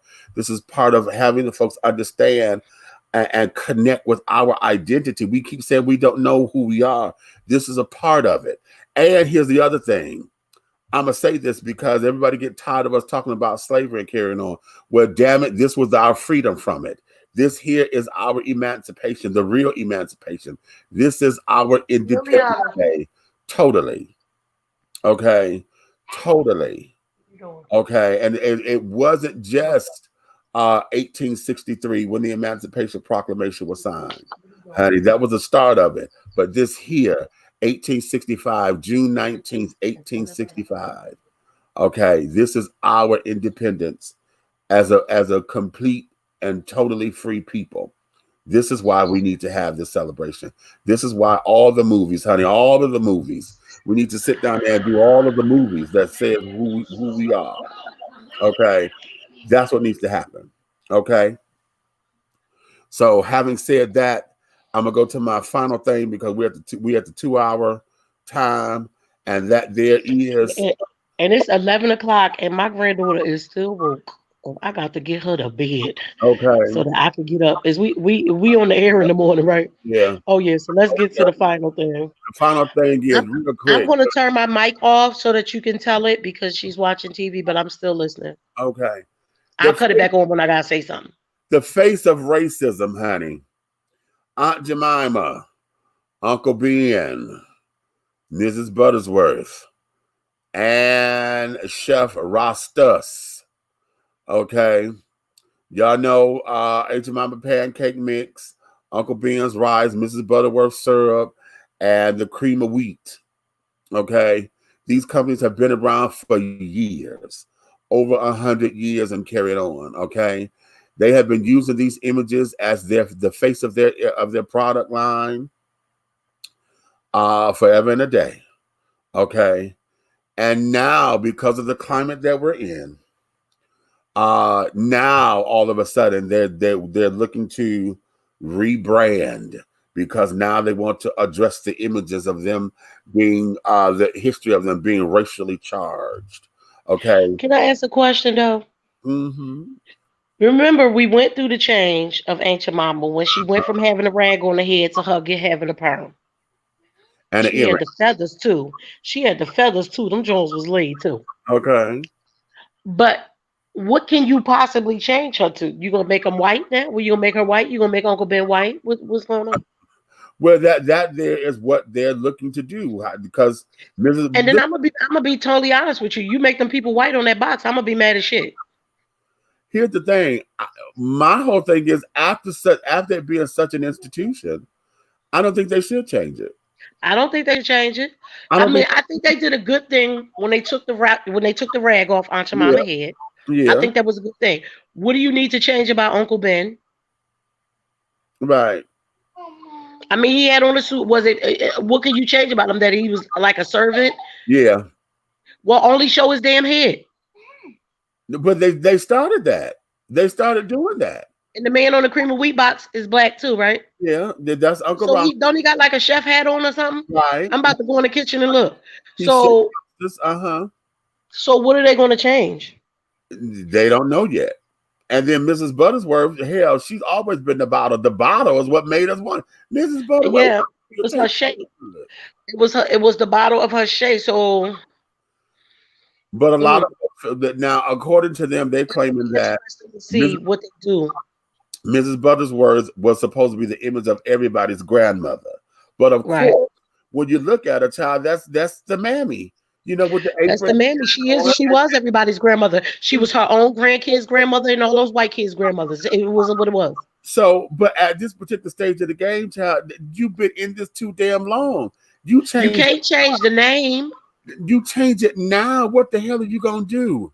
Because see, my whole thing is this, and this goes to these kids want to tear down these damn statues and shit. We talked about that.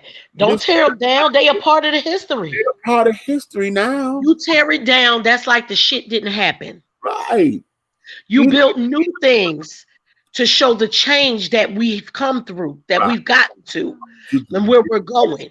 We put up new stuff, but don't take down the old stuff, because then you give them ammunition to wipe away what happened to us. Right. For future generations to never know who we really were and what we had to fight through to get to where they are. And don't tear that shit down. Here's the thing that I'm having a problem with, and Haji said something to this to me earlier today, and he said we've allowed the white kids to come in and hijack the protests or whatever. And I don't like. Well, I don't like to use the word hijack, because they just came in with their own agenda, and a lot of the statues and stuff being torn down, the white kids are tearing them down.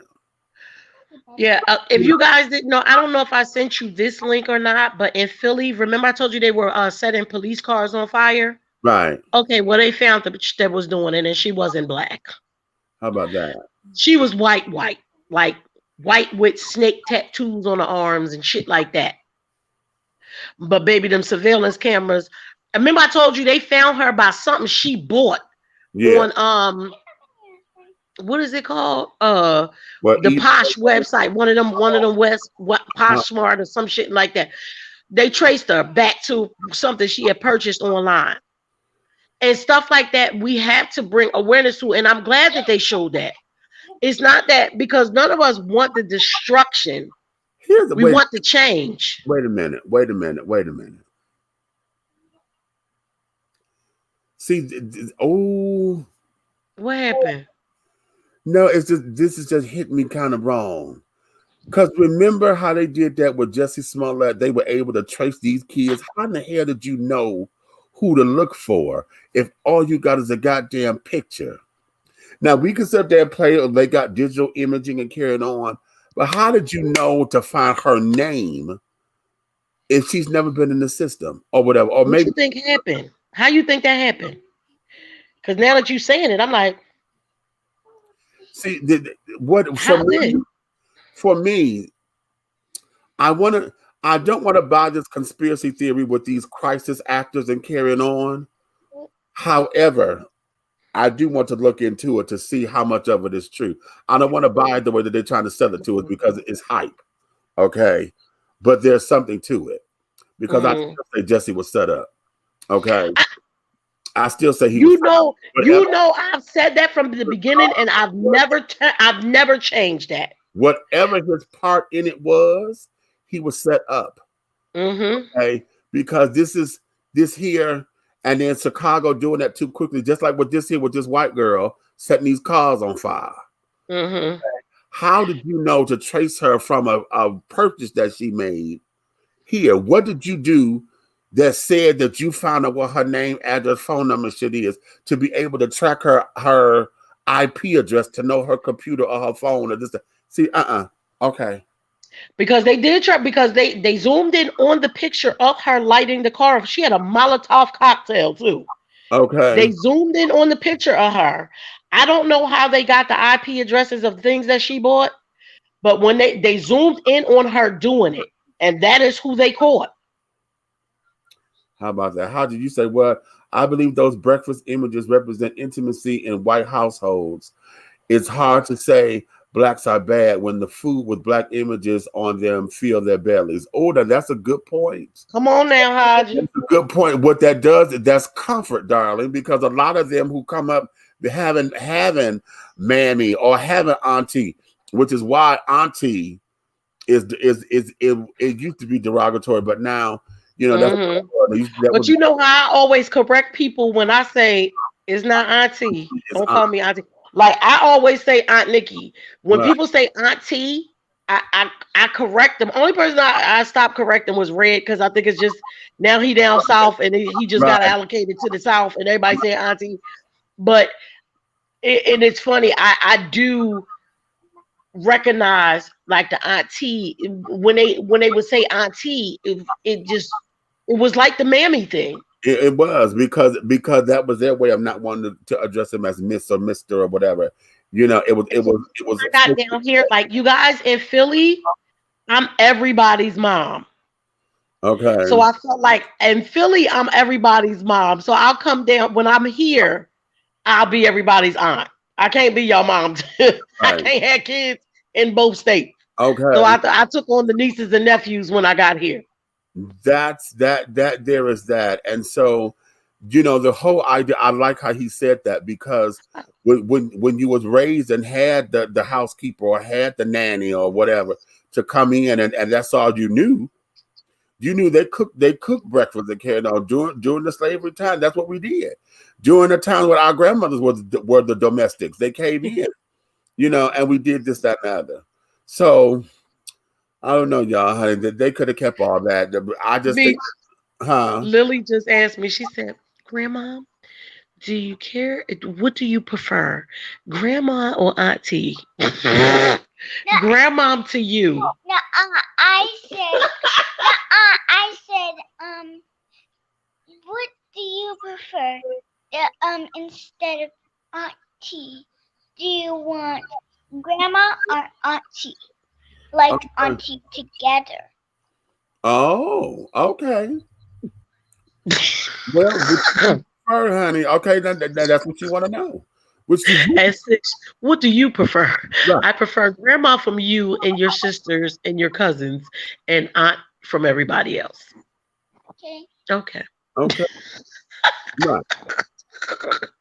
And then you have it. So on that, let me let you get back to the baby. Yes, I'm sorry, guys. Sorry I had to come in and out, but Liliana I'm loving her being here. I missed her so much. Say bye to everybody. Bye. Say good night. Well, oh wait, this is her character. She says that she made this character up, and she said, "You know me. I needed to be perfect, but watch the way she do it." Go ahead. Are you on there? Okay, go ahead. They Yeah, can I know me. I need you to be you know me. I need you I don't know what the fuck that is, but she's saying, "You know me. I needed to be perfect." Okay. All right. You guys, I love y'all. Meecha's gonna give y'all the closing thing, and I'm gonna get on out of here. We will see you on the air in the morning. Okay. Oh, thank you so much, Haji. Thank you. Thank you, baby. All right, And guys. I'm gonna sign out for tonight. Good night. Good night. Bye bye. Good night.